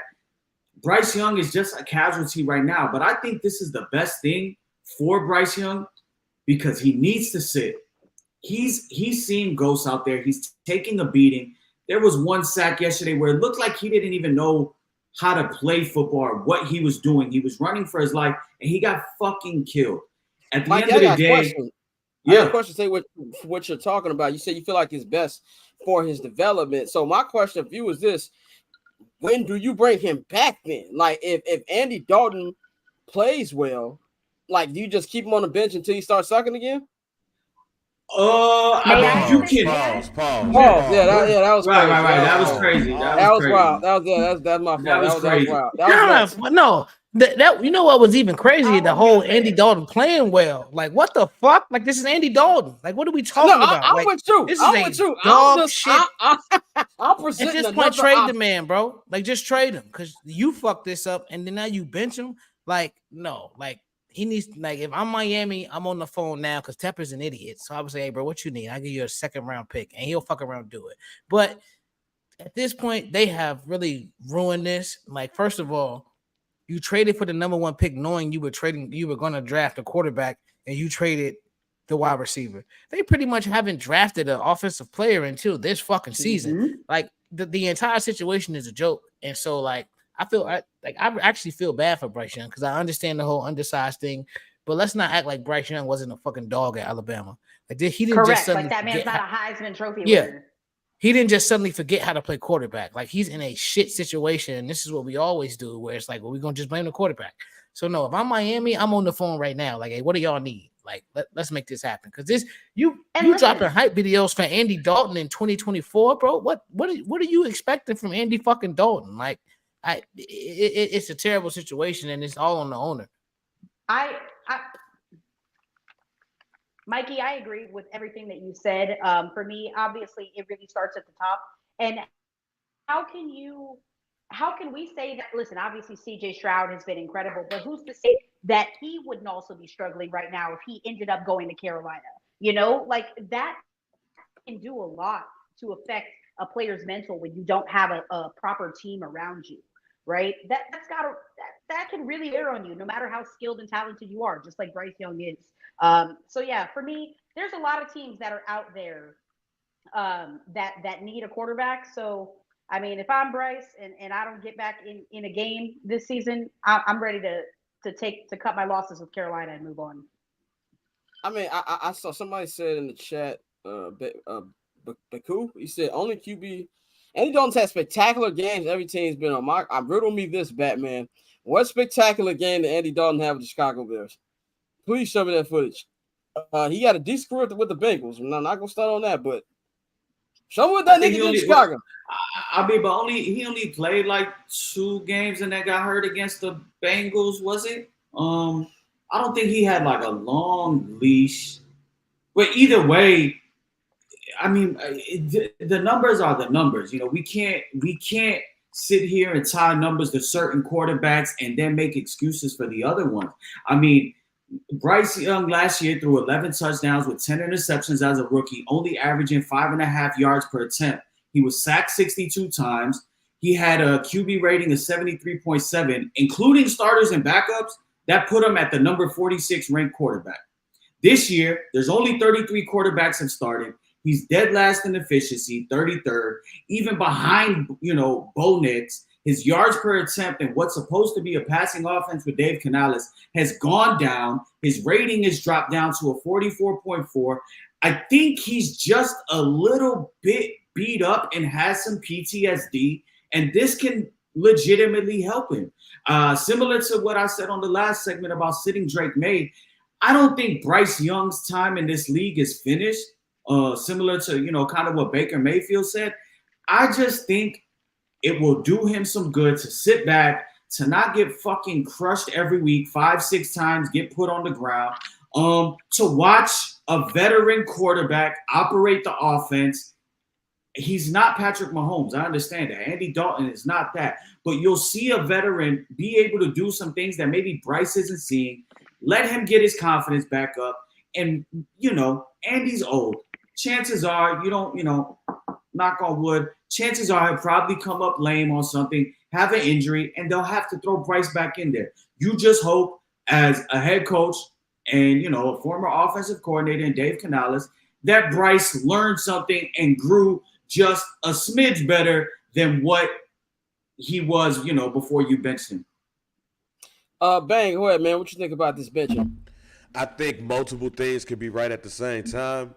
I think that the Panthers did my man a disservice in the first place by getting him but trading his best weapon as he was coming into the organization. Also, I don't know if it was for injury or what. Somebody have to clue me in, but he barely played the preseason. No, that was because they said he didn't need it. Right, so which is hilarious. Right, so if he barely played the preseason, as I said a couple of times on this show, offenses is probably going to take 3 to 4 weeks before you start getting acclimated to what's going on. With all of that, that's why you're benching them because of poor play. and he hasn't had any reps. It seems to me that David Tepper, not the head coach, not Dan Morgan, the GM, it seems like their owner is making another bad decision. And here's the problem even with that. I'm sorry. I'm not the biggest fan of this quarterback class that's coming in this coming all season. I think they're good, but they're not quarterbacks that's going to take you that's going to get you over the hump. They're not quarterbacks that's going to change. There's not a generational quarterback in this upcoming draft.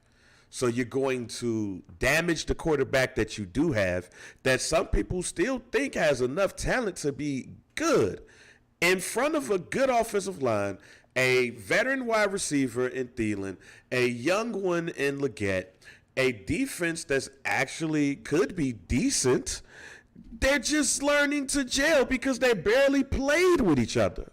So I think everybody's writing this, how everybody is looking at this team and seeing that the owner is making terrible decisions, to the point where I fully understand that every head coach or every coach in the league wants to get a job, but you should think long and hard if you take the Carolina Panthers job, because this dude, I can't pronounce his last name, but a former OC of the Tampa Bay Buccaneers, I think had a sweet job at Tampa Bay. But when it's time to be a head coach, you kind of try to take the opportunities you get. He should have been more like Ben Johnson and less like somebody that was thirsty to get a job. And that's why Ben Johnson has stayed in Detroit. Well, he was most responsible. Dave Canales was the QB coach for Seattle. Right. Yeah, he was the QB coach for Seattle when Geno took off. So he parlayed that into the Bucs job, and then parlayed that into where he's at now. Canales didn't make this call, by the way. Like, Tepper 1,000% made this call. Yeah. Like 1,000%. Because it makes no sense. Like, it's dumb as fuck. So it's like, Tepper made this call. So, damn, Dante, say that again. Say that again. You said that. It was dumb as fuck. Like it was just stupid. This nigga hates David Tepper, bro. He's an idiot, bro. Like, this is my thing. Like, it's one of those American things where, like, when you're rich enough to where you can just be a fucking moron, but you're rich, so it doesn't matter. Like, that's frustrating for me. I'm sorry. Like, it really is. I echo those sentiments, Dante, because people assume that because you've acquired a mass amount of wealth, you obviously have some kind of smarts, right? And that smarts automatically translate into all aspects. So, like, yeah, you're a great real estate guy or a businessman, but, like, that doesn't mean that you're good at owning and managing a football team. Because listen, even some of the worst football teams that we've seen can still manage to get, like, a good crowd to go to the games. I know someone jokingly said that they got to start giving away Carolina Panthers tickets in Bojangles combos, but, like, you need to earn back some of the faith from your fans, because right now, like, Carolina Panthers games attendance, I'm pretty sure is the worst in the league, which I understand. Why would you pay all that money to go to see a bad product? But, like, he really needs to work on the pricing models or something to get fans to buy back in. Yeah, I agree with you on that one. And also, it's Carolina. Like, and there's not a lot of stuff doing Carolina, period. If niggas don't want to go to a football game, that tells you how bad them niggas are, man. Let's move on before we do Mikey's bets, and then we do our picks. Spend a couple minutes on this. Two of the AFC favorites have started 0-3. Bengals started 0-3 for, like, I think it's the third year in a row they started 0-2. You got the Ravens, who a lot of people had going to the Super Bowl coming off the AFC Championship appearance last year. They started 0-2. They had no business losing to Vegas on Sunday. Like, they need to ask me for that. No. My question for y'all is, who's in more trouble? I'm going to name the upcoming schedule for both teams. We're going to start with the Ravens. Ravens got the Bills coming up at the crib. They got the Cowboys. They got the Cowboys in Dallas coming up this week. Then they got the Bills in Baltimore. Then they're going to play the Bengals in Cincinnati. Commanders at the crib, on the road to Tampa, on the road to Cleveland, at home against the Broncos, against the Bengals again, this time in Baltimore. Then you got in Pittsburgh, at Chargers, Eagles at the crib, at Giants, Steelers in Baltimore, on the road against the Texans, and they close out the season against the Browns. Now we go over to the Bengals. The Bengals remaining schedule goes as follows. They will be playing the Washington Commanders at home on Monday Night Football this week. Then they go on the road to play the Panthers, at home against the Ravens, on the road against the Giants, on the road against the Browns, at home against the Eagles, at home against the Raiders, on the road against the Bengals, on the road against the Ravens, on the road against the Chargers, at home against the Steelers, on the road against the Cowboys, on the road against the Titans, at home against the Browns and Broncos, and then close out on the road with the Steelers. For me, I think that looking at the schedule, barring injury, I think that the Bengals will be more fine than the Ravens are. I'd be more concerned with the Ravens. The schedule looks a little tough, but they still don't know how. I think they know how to use Derrick Henry. The play calling still looks a little bit sus.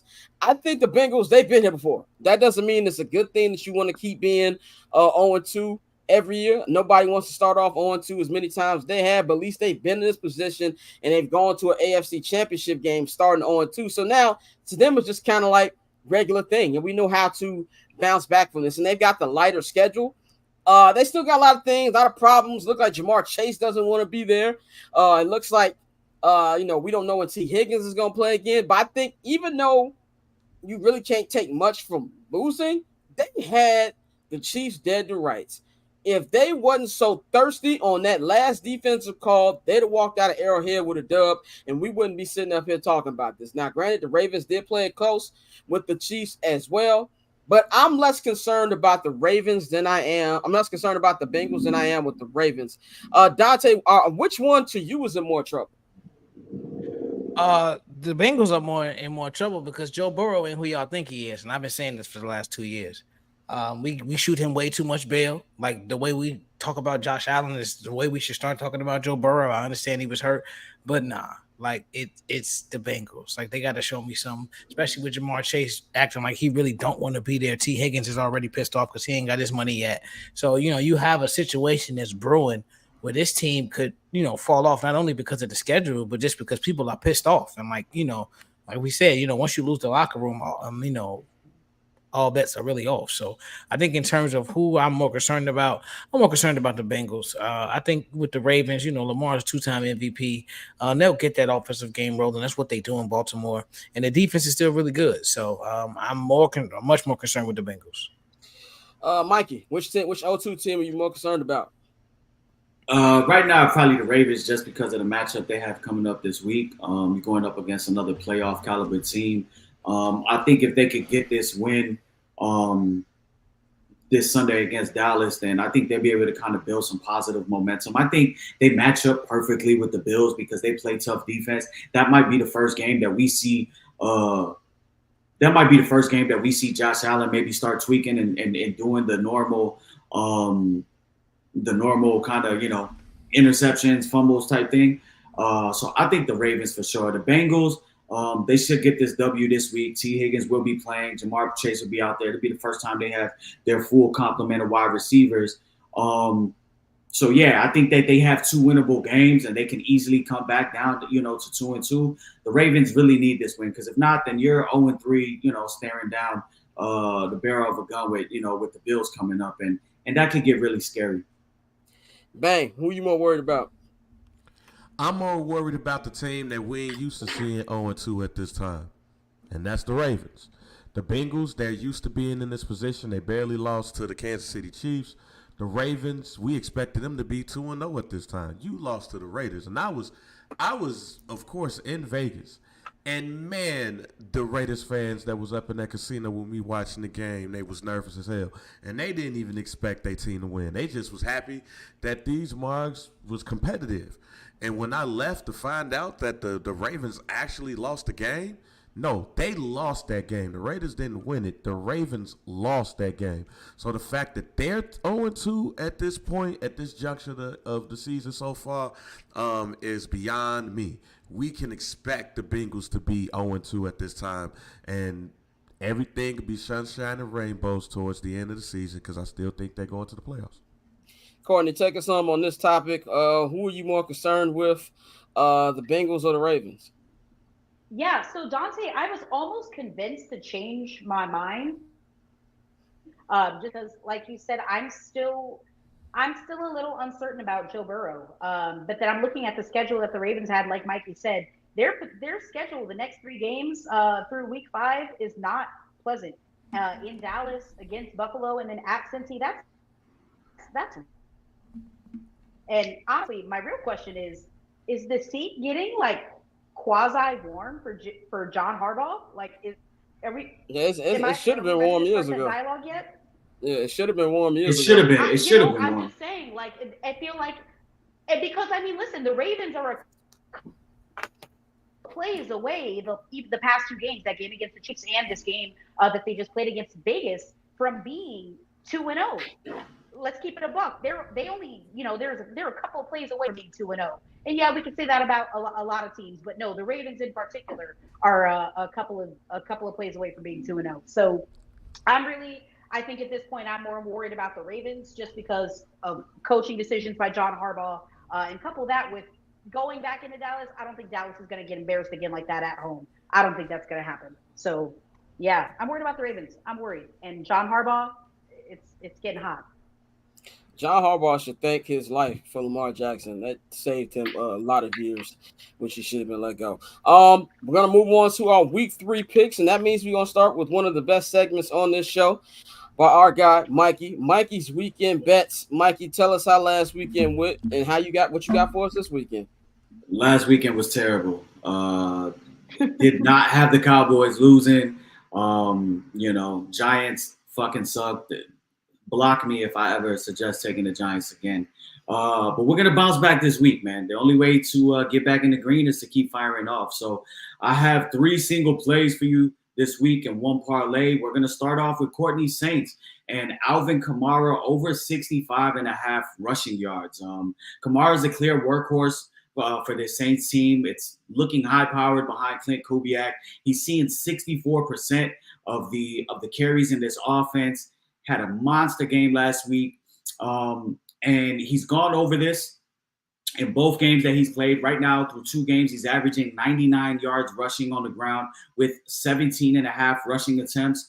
They're going to be going up against the Philadelphia Eagles, who are ranked 25th in rushing defense. We just saw what Bijan Robinson did against them on Monday Night Football, getting off for about 90-something yards in the rushing game. I think this game script is going to be very similar. And I think Alvin Kamara clears this easily. The second play is going to be Davante Adams over 63.5 receiving yards. Now, I know a lot of people are going to see, J.C. Horn and say, oh, he matches up well with him. He's going to lock him down. No, the Panthers run single high, middle of the field close, the second most in the NFL at 72.9%. Davante is seeing 73% of his passes, of his pass attempts in that single high coverage. So I really like him to go ahead and clear this. Raiders coming off a big win last week against the Ravens on the road. I think they go ahead, and I think we're looking at a 100-yard performance for Davante Adams. My third play of the game, we're going with the beloved, the Chicago Bears, to beat the Indianapolis Colts on the road. I'm confused by this line. I think there's a little bit of overreaction. When you really look back and look at the tape, Caleb Williams did not look bad in that first half of the game against the Texans, and he looked markedly better than he did in week 1. I think the Bears should be at least a 3-point favorite here on the road. I understand you're going up against a Colts team facing 0-3, but I think the Bears defense goes ahead and finds a way to shut down Anthony Richardson, and I think the Bears offense actually puts up some points this week. And then for our parlay, I know everybody loves parlays. We're going to ride with the Tampa Bay Bucks to beat the Denver Broncos, the Kansas City Chiefs to beat the Atlanta Falcons, and the Buffalo Bills to beat the Jacksonville Jaguars on Monday Night Football. So let's try to get this bread right now with 3 and 5 in our picks. I have a feeling we're going to sweep the board this week. Definitely, man. And if you missed this, the reel will be up on Sunday morning to recap the bets that he said. Maybe you guys can put them in before the morning starts, man. We got 10 minutes before we're going to bring Larry Legend in here to talk about respecting the culture, talking about Diddy. But for right now, we're going to do our week 3 rapid picks, man. We're going to start off, Courtney. We're going to go with you because we already gave our picks for Bears Colts. Who do you got winning on Sunday between the beloved and Indianapolis? Yeah, I know we said rapid, but I kind of want to get this out there. Bears this weekend, echoing what one of you guys said earlier. The Colts' overall defense is terrible right now. They are 29th in EPA. Their pass defense is 31st in EPA. They're allowing 120.7 QBR right now through 2 games. They are 26th in red zone percentage and 24th in points allowed per drive. That defense is terrible. They allowed 151 yards to Josh Jacobs last week, averaging almost 5 yards per carry. That's terrible. I think the key to this game is getting the Bears running game going, and I do have the Bears winning this game and Caleb Williams getting his first win. I like to hear that. Leading the team. I like to hear that. We're going to go to our next one. We're going to go in this order. We're going to go Bang, Dante, Mikey, Courtney, and I'll start. So Steelers Chargers in Pittsburgh. This is the Steelers home opener. Justin Fields trying to go for his first 3-0 start as a member of just in his career period. He definitely didn't go 3-0 with the Bears. I'm gonna go Steelers because I originally had Chargers. Then I saw that Justin Herbert is dealing with a high ankle sprain. So I'm going to go with the Steelers. I think Justin has a pretty good game as well. I think he'll throw for a couple touchdowns. Actually, I think I'll give him 1 touchdown, 1 rushing touchdown, and I think it'd be a good game for them. I do think that it's going to be a lot of conversation now because I don't think Russell Wilson's going to get off that bench anytime soon. I'm going with the Steelers with this one. Same. I had the Chargers until I saw that high ankle sprain. Steelers by 3. Steelers by 10. Yeah, I got the Steelers. Home debut for Justin Fields and the Steelers. They were on the road the first 2 weeks. I think they go ahead and get it done. Similar to you, I was riding with the Chargers until that late news broke on Herbert's ankle this week. Yeah, I'm riding with the Steelers as well. Let's see if Justin Fields can get that offense going in Pittsburgh in that home opener. This next game, man, is actually much better than I thought. We thought this game was going to be in week 3. This one's kind of become an early marquee matchup. You got the 2-0 Minnesota Vikings at the crib hosting the 2-0 Houston Texans. I think this will be the game when we reminded that Sam Darnold is Sam Darnold. You're going to have big games for Will Anderson Jr., big game from Danielle Hunter, and, of course, a big game for CJ Stroud. In that offense, they will not have Joe Mixon this week, but that does not deter me. I've got the Texans moving to 3-0 this week. Upset alert, I got the Vikings. I, too, have Minnesota winning this football game. I don't like this NFC North picking right here. Yeah, I'm gonna take CJ Stroud just because I think that D'Amico Ryans is gonna throw the house at Sam Darnold and kind of make him be a little bit uncomfortable. But I think Brian Flores will do the same. I don't think that this is a high scoring game. This is probably a field goal game. Yeah, I'm riding with the Texans, but only by a field goal. All right. This next one, man, you got the Eagles, man. A very hilarious loss last week. Could have been one, but Saquon Barkley, like he always does, doesn't really know how to catch that well. And they ended up winning. Kirko went down the field, man, and just walked them niggas down in primetime, which we always heard, Kirk Cousins don't play well in playoffs. I mean, playoff in primetime. He went out there, had a big game, and I feel like the Falcons actually saved their season this early into the year. But the Eagles, on the other hand, they're looking to get a big dub, going to be on the road going to New Orleans. And, man, I'm going to buy the New Orleans hype for one more game. I do not like this Eagles team. I have never been a Jalen Hurts fan like that. And I just don't like, cheesesteak Matt Nagy is what I like to call Nick Sirianni. So I'm going to go with the Saints in this one. And I got them winning by multiple touchdowns. I got at least 14-point dub for the Saints in this one. Hey, man, the Saints going to go ahead and take this one in honor of Frankie Beverly, fam. So we're going to go ahead and give it to the Saints. Yeah, I'm going Saints. Clint Kubiak is lowering the murder rate in New Orleans. Shout out to him. And he's going to keep that going. I think the Saints going to get the dub. Yeah, I'm riding with the Saints. I'm not a believer in Jalen Hurts. And I'm just not really that impressed with this Eagles defensive line. Jalen Carter is an amazing talent. But if he can't play 4 quarters and he can't stay on the field and he's over there sucking wind, then what good does he serve in passing down situations? So I'm riding with the Saints.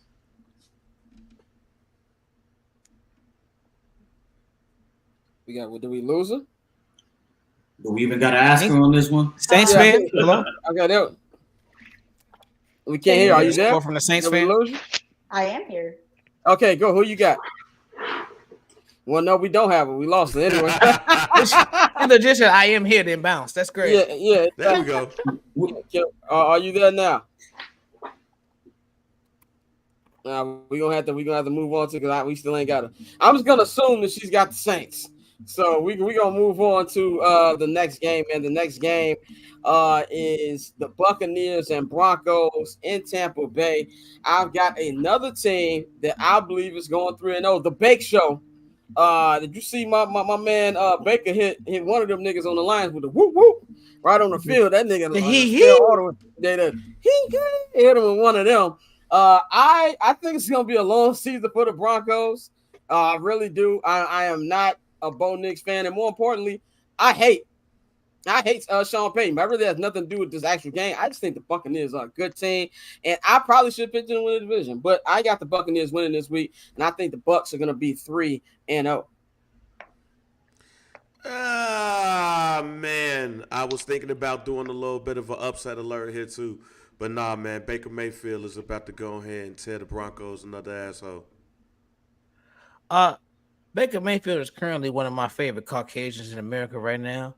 I think it just took Baker being humble. Like, he was a very arrogant motherfucker, and then he got smacked around a little bit. He got hurt, and now he's healthy. He's found his space, and Baker is a really good quarterback, and so like he's somebody who's fun to watch. And I got the Bucs by at least 10. Like, we got to remember Bo Nix's ass. Like, I know we're doing the whole rookie quarterback thing.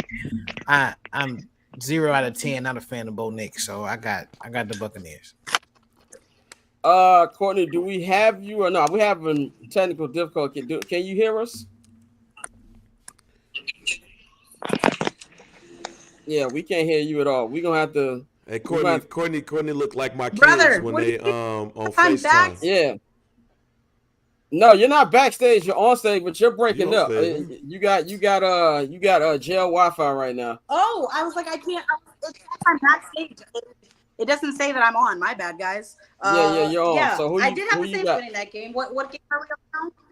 We on I Buccaneers did have the Broncos. Saints in that game, and then I got Bucks for sure.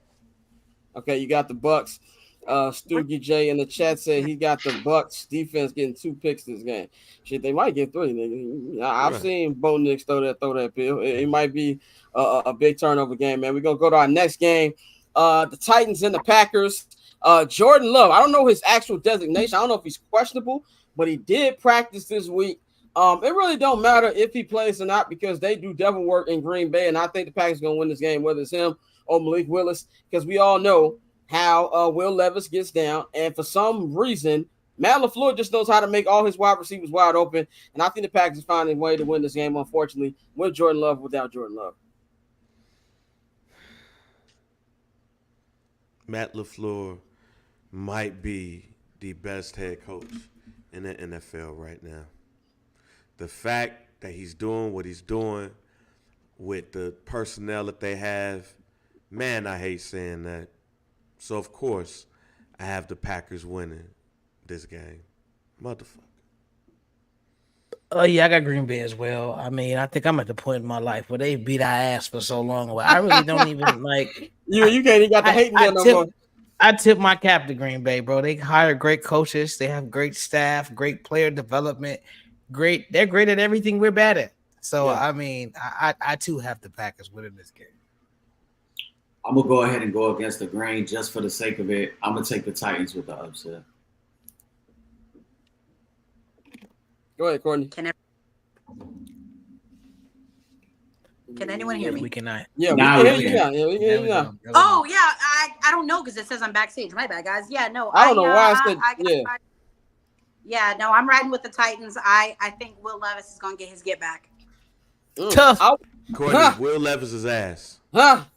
And you let me believe. Will Levis is Daniel Jones South. That's who Will Levis is. Daniel Jones South. That's Will Levis. When I was in Houston, I was like in a whole front row of Bears fans at the bar, and every last one of us after I think he threw the Jalen Reed, everybody was like, "What is this?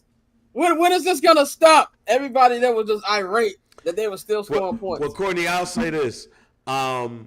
if the way he got yelled at by Callahan last week, he better have a good game. He better have a good game this week. Yeah. That was some real nonsense shit for sure.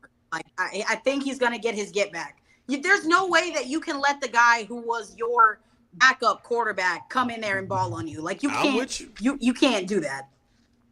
We got Larry Legend in about 5 minutes. When we're gonna get through the rest of these picks. Browns, Giants. I mean, anytime the Giants come on TV, you expect them to lose. But someone's telling me I got an upset. Now I have no real reason why I got an upset, but I'm just gonna pull the bang. Upset alert. I'm going with the Giants, and I have no actual football reason for this. No, Will Levis say Mark Brunell. We're not gonna disrespect Mark Brunell and compare him to Will outrageous. Levis. That is outrageous. That is outrageous. Well, which stage of Mark Brunell? Because if he say Jacksonville, just off the Mark Jacksonville, Brunell, just off Jacksonville, we can't do that. Yeah, we can't do Jacksonville, Mark. We can't do that. But I'm going Giants. Man, I'm going. Not only am I going with the Browns here, Myles Garrett is going to have a 4-sack game. Yeah, I can see that. Go. As much as I wanted to go with the Giants, I think Nasty Man and his team get it done. So I'm gonna go with the Browns. Freak man. Yeah, I'm gonna go with the Browns. I think Amari Cooper has a big game this week. Yeah, I sadly have to ride with Cleveland. Another terrible game. Raiders, Panthers. This will be the Andy Dalton era. I think that my man Minshew gets another dub. Raiders gonna move to 2-1. Got the Raiders winning this one. Hey man, I got the Panthers. Got the Panthers in this one. Red Rifle getting smoked, Raiders. The Red Rifle. I'm taking the Raiders, man. I'm taking the Raiders also. Pray for Andy Dalton. This next game would have been good, but unfortunately, Tua's not playing. So I'm going to go Seahawks over Dolphins. That's exactly what I'm going to do with this one because the Dolphins don't have a backup. So I'm going to go – Dolphins don't have their start. I'm going to go Seahawks with this one. Boy, that Seahawks defense is going to have a field day. If you got them in fantasy, you better start them. Seahawks winning by 14.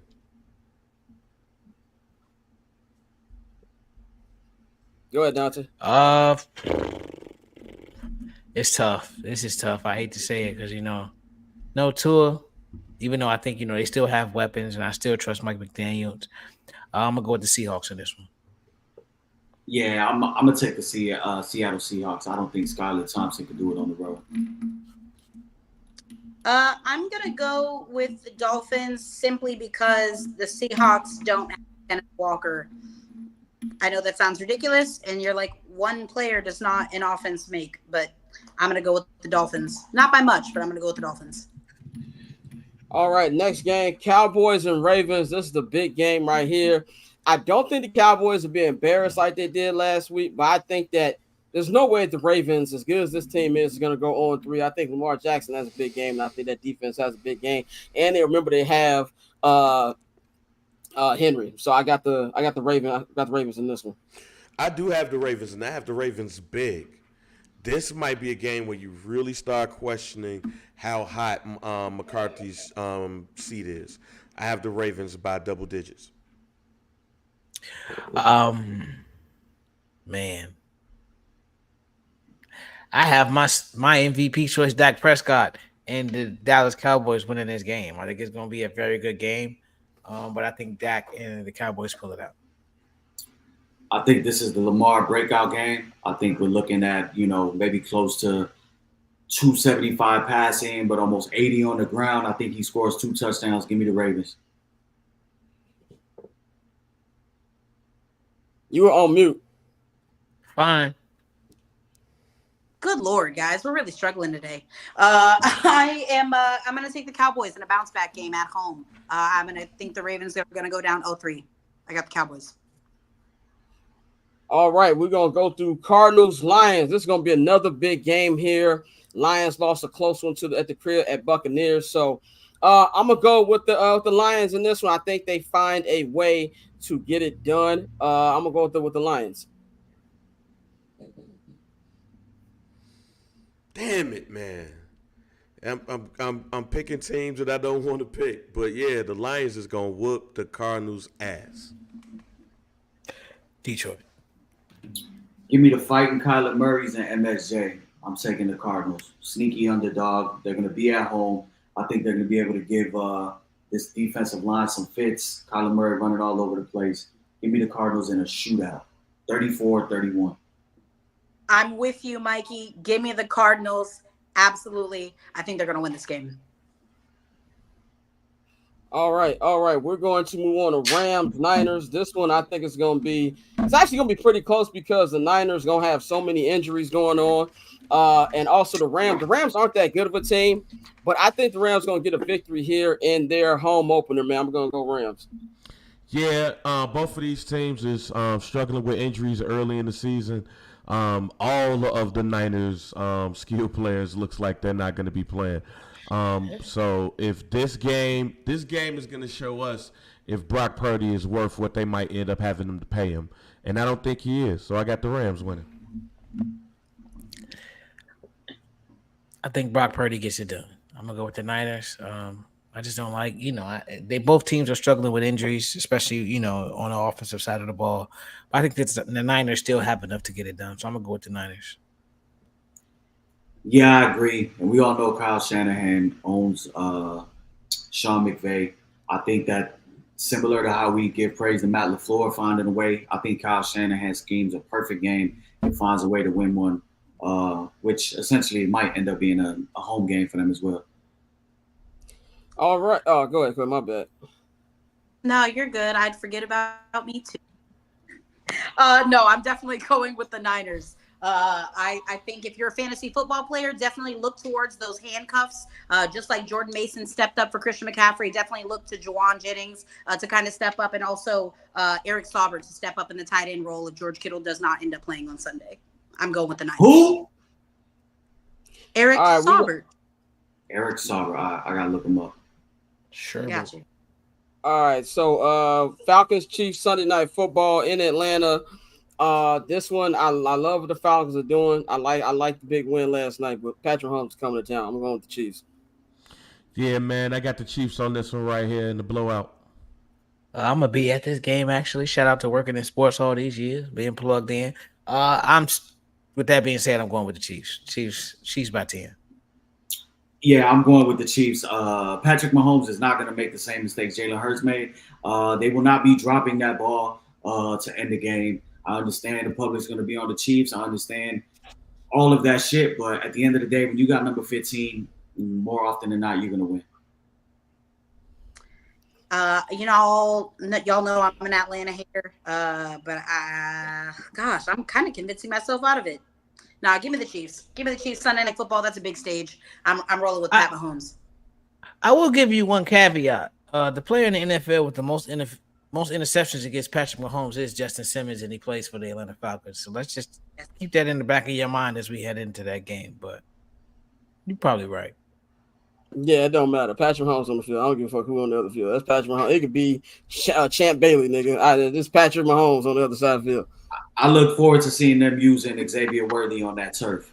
You're right, exactly. He's going to go crazy. Last two games, then we're going to bring Larry Legend up here. Bills, Jaguars. First of all, I hate the Monday Night Football double header thing because they're always on at the same time. If you're going to do a double header, start one dumb early. Like, right. It's ridiculous. I don't like that you're losing a Sunday afternoon game for the 2-game Monday Night Football format. I'm not crazy about that. Yeah, so it's two really ass games, so I don't care either way. But go ahead. Bills, Jaguars, Bengals, Commanders. I'm gonna go with the Bills in the first game, and I'm gonna go with the Bengals in the second game.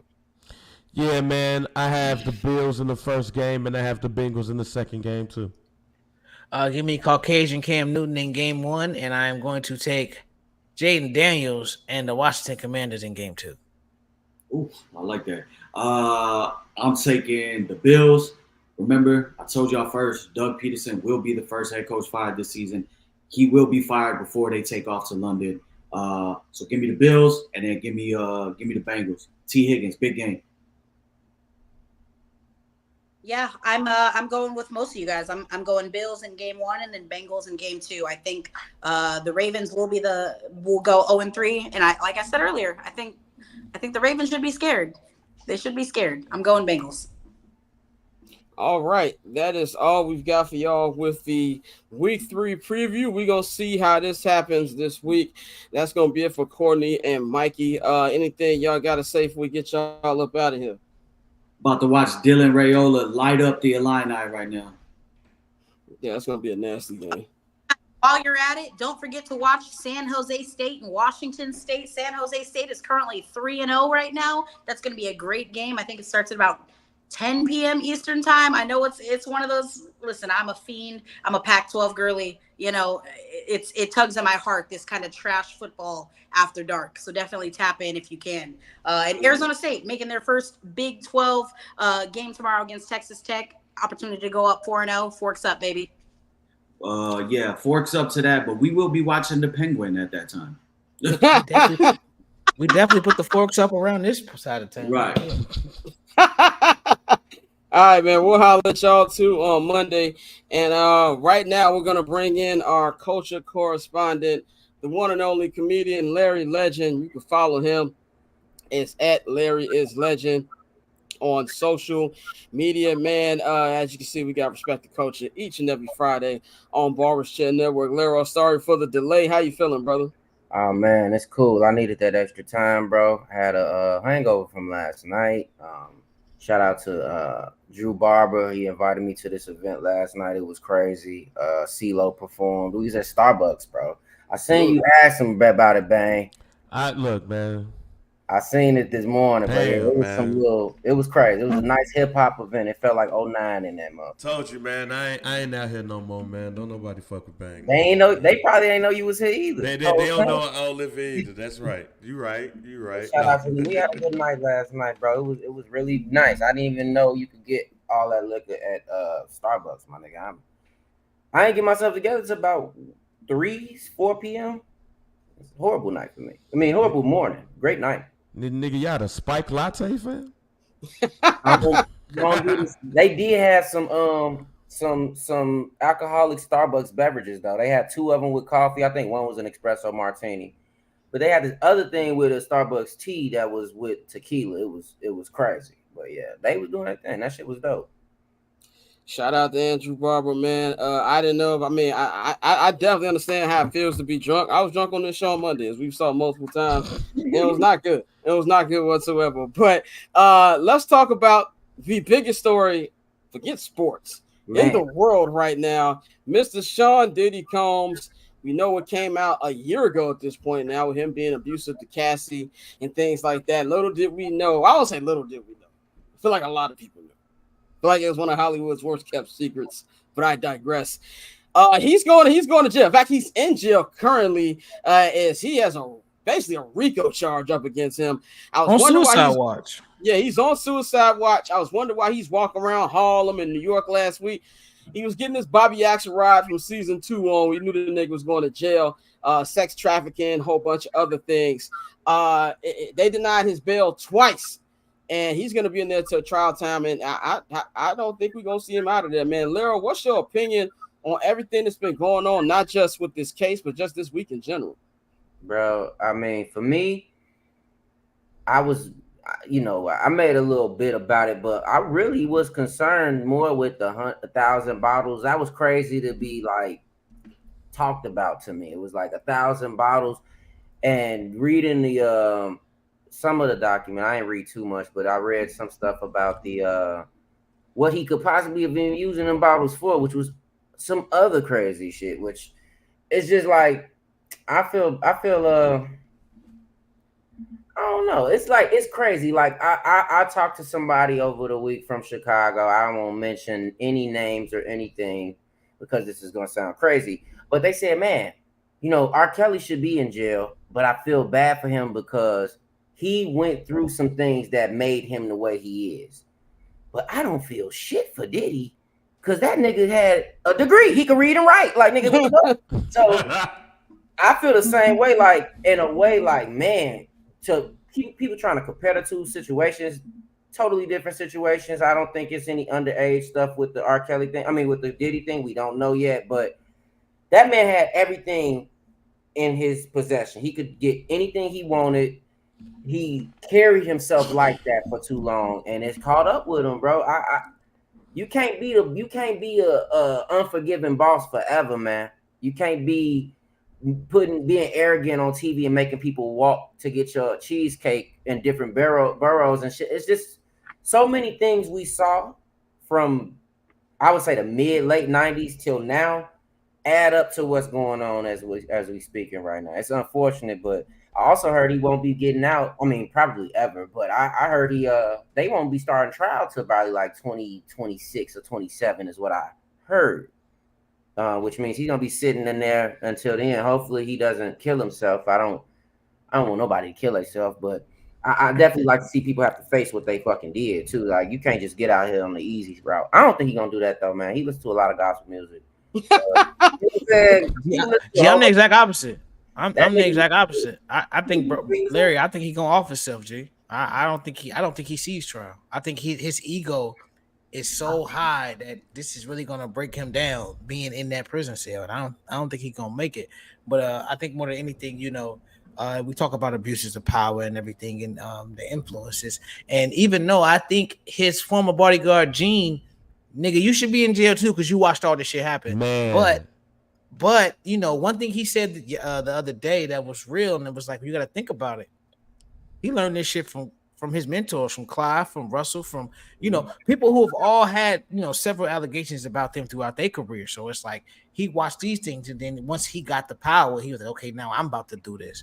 So I think it's one of those situations where the chickens finally came home to roost, and he's gonna be under the jail. But I think I like you said, you don't want to see anybody kill themselves, but I truly believe his ego is that large that you're not gonna see him make it to trial. Just off the strength that even after all this came out, you would still catch him wandering around Miami, trying to just, he was missing that attention because that's all his life has been the past, 40 years? You feel me? 30, 40 years. So it's one of those things where, as much as we love the culture, it's one of those things where this is an icon that clearly probably needed to be taken down because it's like, bro, you've just gotten too drunk with power and you've just abused people for decades, and this shit it has to stop at some point. So this is one of those situations. I don't want to hear none of you niggas saying that, but the white man got to do this. Like, stop. Like, we're not doing that. I saw some people trying to tie it to him suing the liquor company and all the other shit. Stop. Like, just stop, bro. So I do got an opinion on that though, real quick. I do think it does stem from that in a way, but that doesn't say he didn't do any of the shit. They was just like they do with everybody else in the world. They protect each other. But when you become a liability, hey man, we got to get you the fuck out of here. That's what I think. My bad, Japan. The only reason why I disagree is because he was the one that was opening up his mouth. We talked about this even before all of this came down. I remember when I had his Scott when Puff was playing us the music from the Love album, and this was in 2021. And I remember somebody asked, he was not in person, he was in his studio, but and we were in Atlanta. I remember when somebody asked him who was the inspiration for the album, and he said Kim Porter, he said Young Miami, and he said Cassie, all of the women that he dealt with. And I remember telling somebody, he got to leave that Cassie shit alone. Then the album does not drop. Then when he drops it, he's going through press runs and he's continually saying Cassie's name. He's at the BET Awards, accepting his Lifetime Achievement Award. And he defiantly says, no thanks, Cassie. So I think that was one of those situations where probably on the back end, what we don't know is that his ass and her was probably going through their thing, and then he tried to call her bluff. I literally believe if Puff does not try to call her bluff, and Puff pays whatever that freight that he needed to pay, we wouldn't even be having this conversation. But as Scott said on this program and on other programs so many times, Kid Icarus, man, you out here flying close to the sun, too close to the sun. And I think that's what Diddy did. But then when you read the indictment, that indictment is wild because, yeah, this shit could have been happening before 2008. But it says from at least 2008 on. If we know anything about what was going on around 2008, outside of Diddy Dirty Money, it wasn't a lot of shit that was going on at Bad Boy. In fact, that shit was really saving Bad Boy at the time. So my man was really, if the indictment, what you see in the indictment is true, my man really thought he was freaky Frank Lucas. He really thought he was freaky Frank Lucas. I'm going to do this. I'm not going to sell drugs.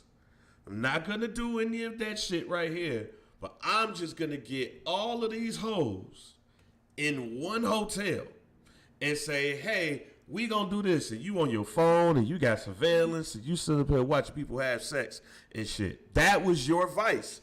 Now, he was acting like a mob if you look at the Kid Cudi shit, which is documented in there. And then plus, of course, his abuse and all of that stuff. But, yeah, he felt like he was a mob boss. But instead of selling drugs and shit, he was selling pussy. Freaky Frank Lucas. And it might be a situation where he get what he deserved. I mean, I look at it like this, man. You can't keep moving the way he was moving for these last 30, 35 years and thinking just wasn't going to come down on you. Number one, with the feds ain't the regular police, brother. When the feds ask you questions like your girl asks you questions, she already know the answer 9 times out of 10. This is something what they've been investigating for a long time. And there's a lot of weird stuff that we always see on Twitter when like a black man gets arrested. Niggas always go to, what about Weinstein? What about this? What about that? Weinstein about to die in jail, my niggas. I don't even know why we keep bringing that up. Number one. And number two, this is something, you know what I'm saying, that it just shows you that this dude has been a deviant to begin with. You know what I'm saying? And that's something that, you know, I have no, you know, what's the word I'm looking for? Sympathy for him. And this was somebody who's a massive Diddy fan. I'm not going to sit up here and act like I wasn't a Diddy fan just because of what is happening. But this is somebody who he really thought he was a joker. He really thought he was Harvey Dent. Like, you're seeing all this stuff that has happened just out in front. Like, if you read the actual indictment, it's way crazier than what we thought it was. And another thing to me that stands out is all the jokes. Like, people doing too much with the jokes as well. Like, some stuff just ain't funny.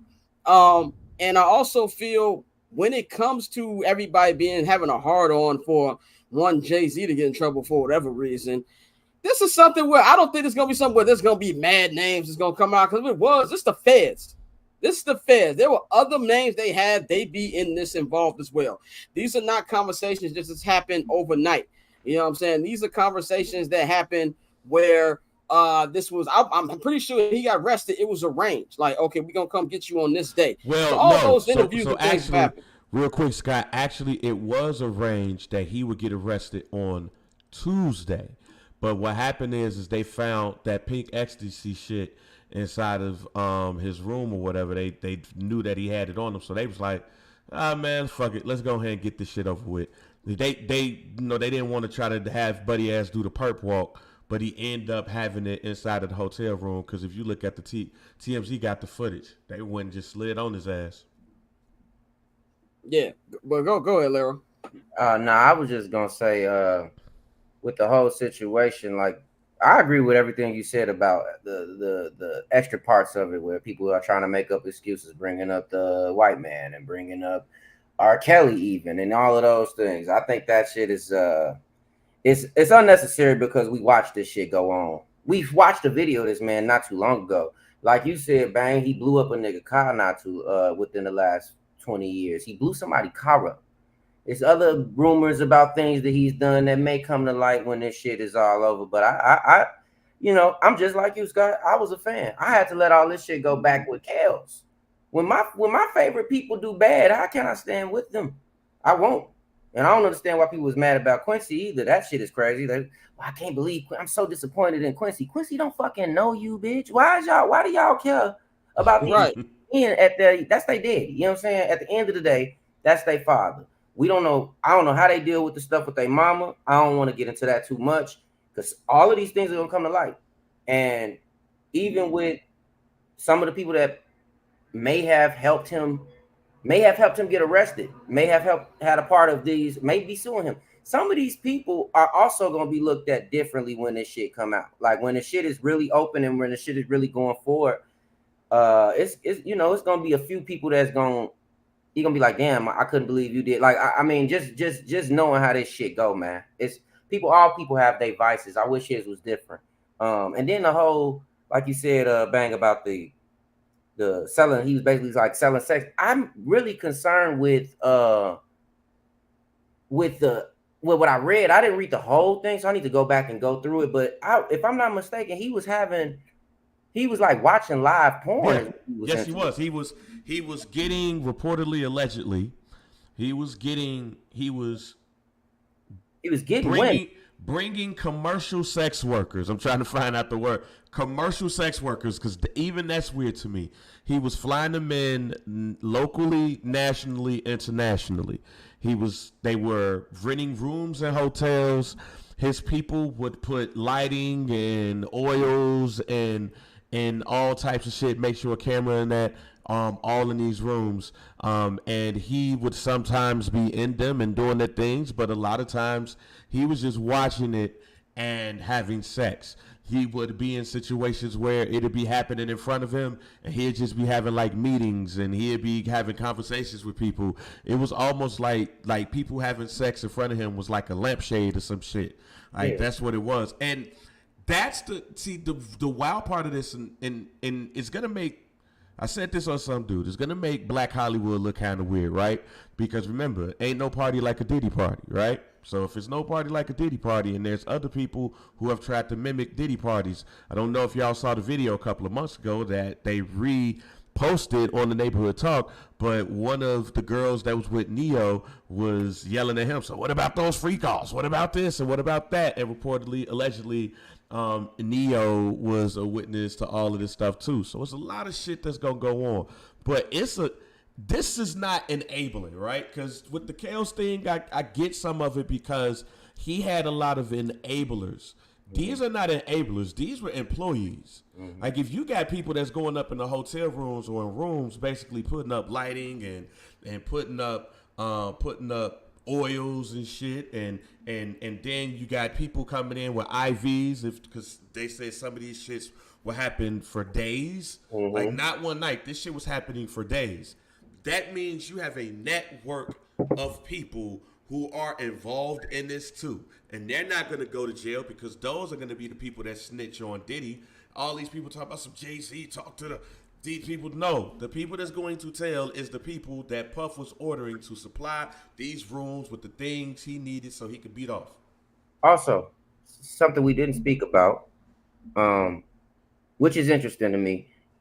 When they went to his place, the terminology might be off, but I'm not sure that they actually raided his home. Those first two times when they went to LA and they went to Miami. But it's interesting to me that they didn't arrest anybody at that time. Yeah. They went in there, they came out with a box of evidence or whatnot, which is more than likely, to me, what I would think, because everything is a conspiracy. They protecting who they got to protect. I think that's why I also think you're going to see a lot of people's names in certain stuff, because they went through there and got some stuff that they needed to get before they even started this whole thing. And then it's the same house that he is was trying to put up for bail. And he also has another house out there and other properties. They didn't raid any of the other properties. They only raided those two specific ones because they probably were tipped off that's where he was keeping his stuff at. But I'm just guessing there. But it's a little crazy.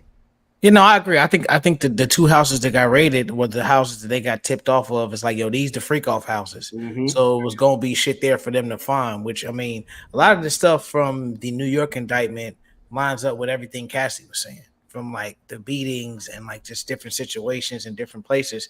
And so I think, like we said, and everybody said this, but like anytime you see coordinated stings on locations, it's because somebody told them something. Like they not finna just randomly, okay, on Tuesday, we're gonna run into both of these cribs at the same time. Like, no, they knew that was the perfect time to go in there. They knew what was on the premises. Yeah, they knew what was there and what they needed to get. And that's why I think slowly but surely you will see some things leak. And I'm with Bang as far as the whole Black Hollywood thing, who you'll see. But I think at the end of the day, they're gonna keep the focus on him, because I said this in the chat.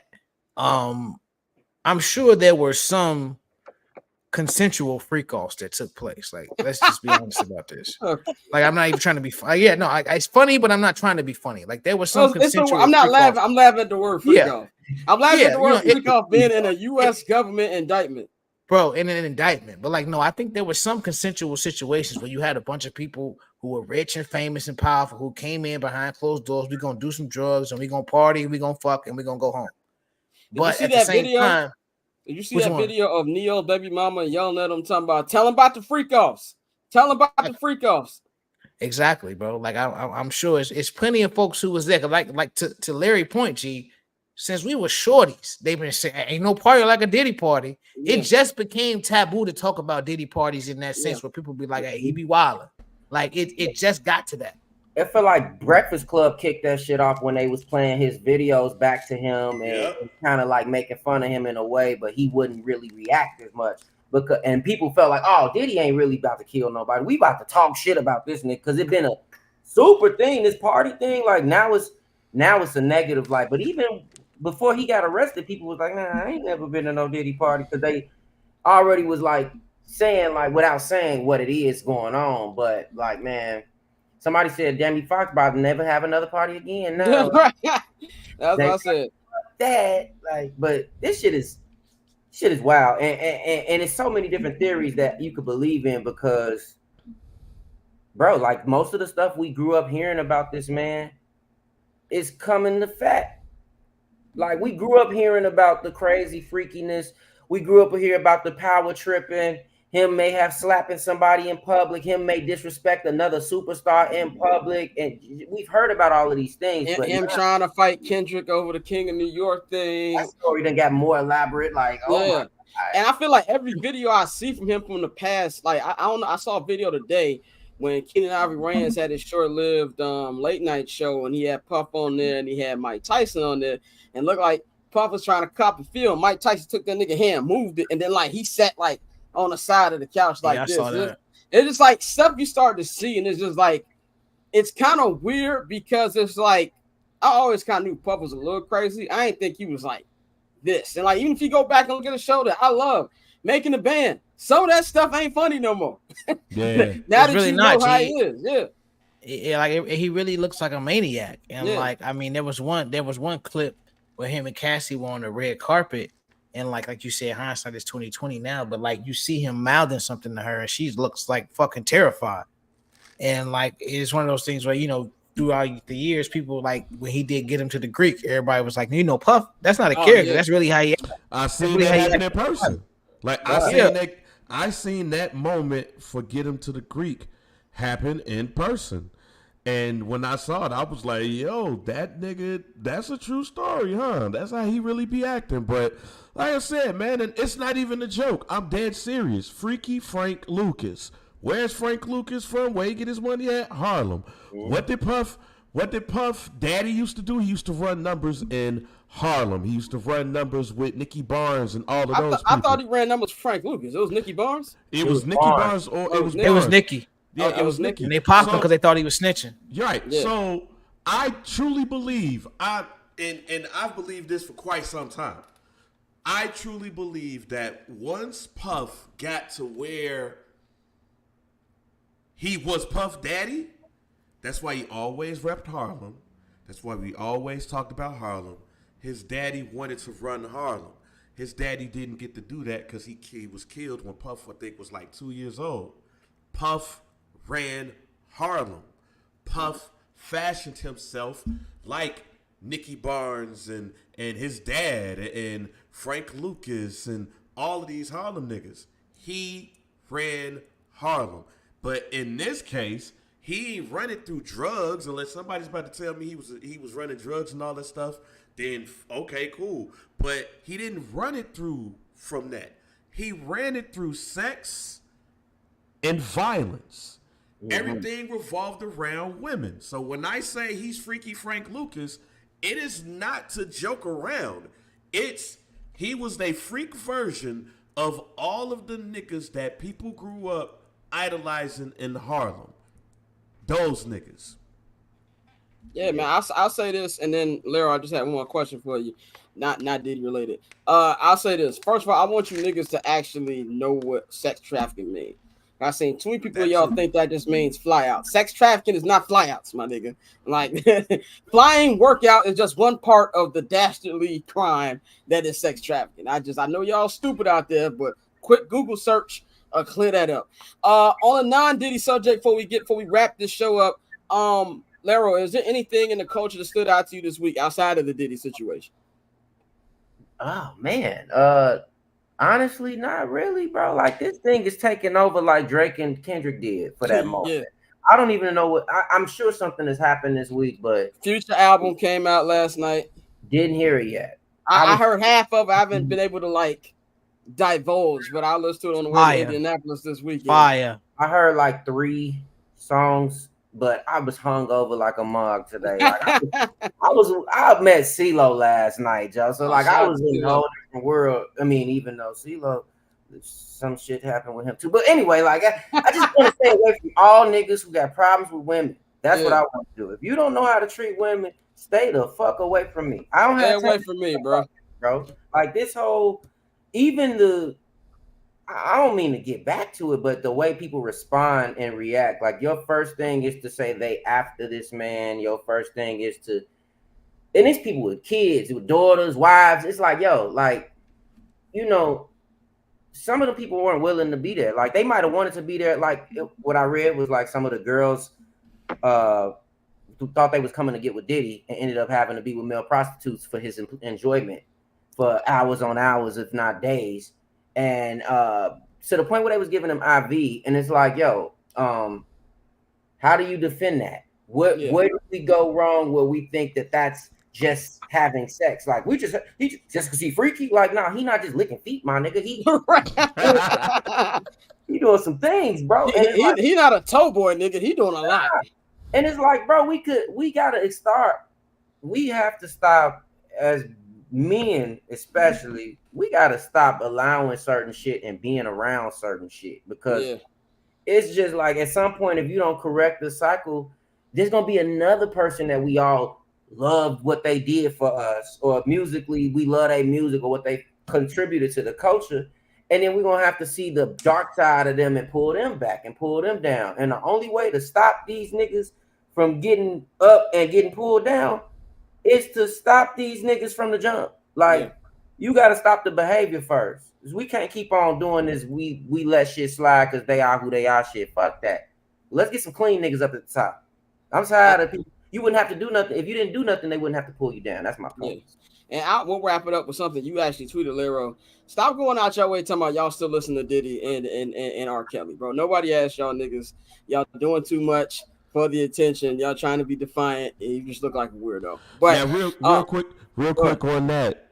So what? You still listen to Diddy, but here's the thing: there's a difference between listening to Diddy and there's songs featured or executive produced by Diddy. If your ass is sitting at the crib trying to show everybody you cool because you listen to Press Play, you lame as fuck in the first place for him. Like, nope. If it's Case, Lil Kim, stuff that he just might say his name on and then leave. Oh, he said, take that. Yeah, I might turn the song off the Nipsey album just because he on there talking. I might turn that part off. Like, you know what I'm saying? It's very easy to get around the Diddy shit. They going out their way with that shit. But, you know. Going way out their way, man. But that's all we got. Lero, thank you for joining us once again. We'll have you back on here next Friday. Y'all can follow him at Larry's Legend on Twitter, at Larry's Legend 1 on Instagram. That's all for me. You can follow me on all social media platforms at Barberchair Scott. You can follow JR Bang at JR Bang. You can follow Dante at October Zone Tay on Twitter.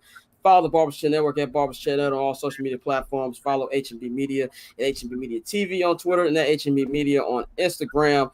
And, of course, get in tune with our Patreon, man. Patreon.com/Barbershop Network. Subscribe.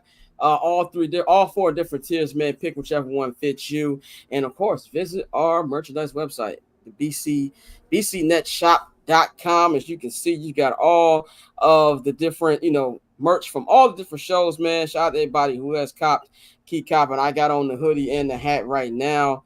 So, yeah, man, we appreciate everybody. Y'all enjoy this sports weekend. football, WNBA playoffs. We'll holler at y'all on Monday. We up out of here.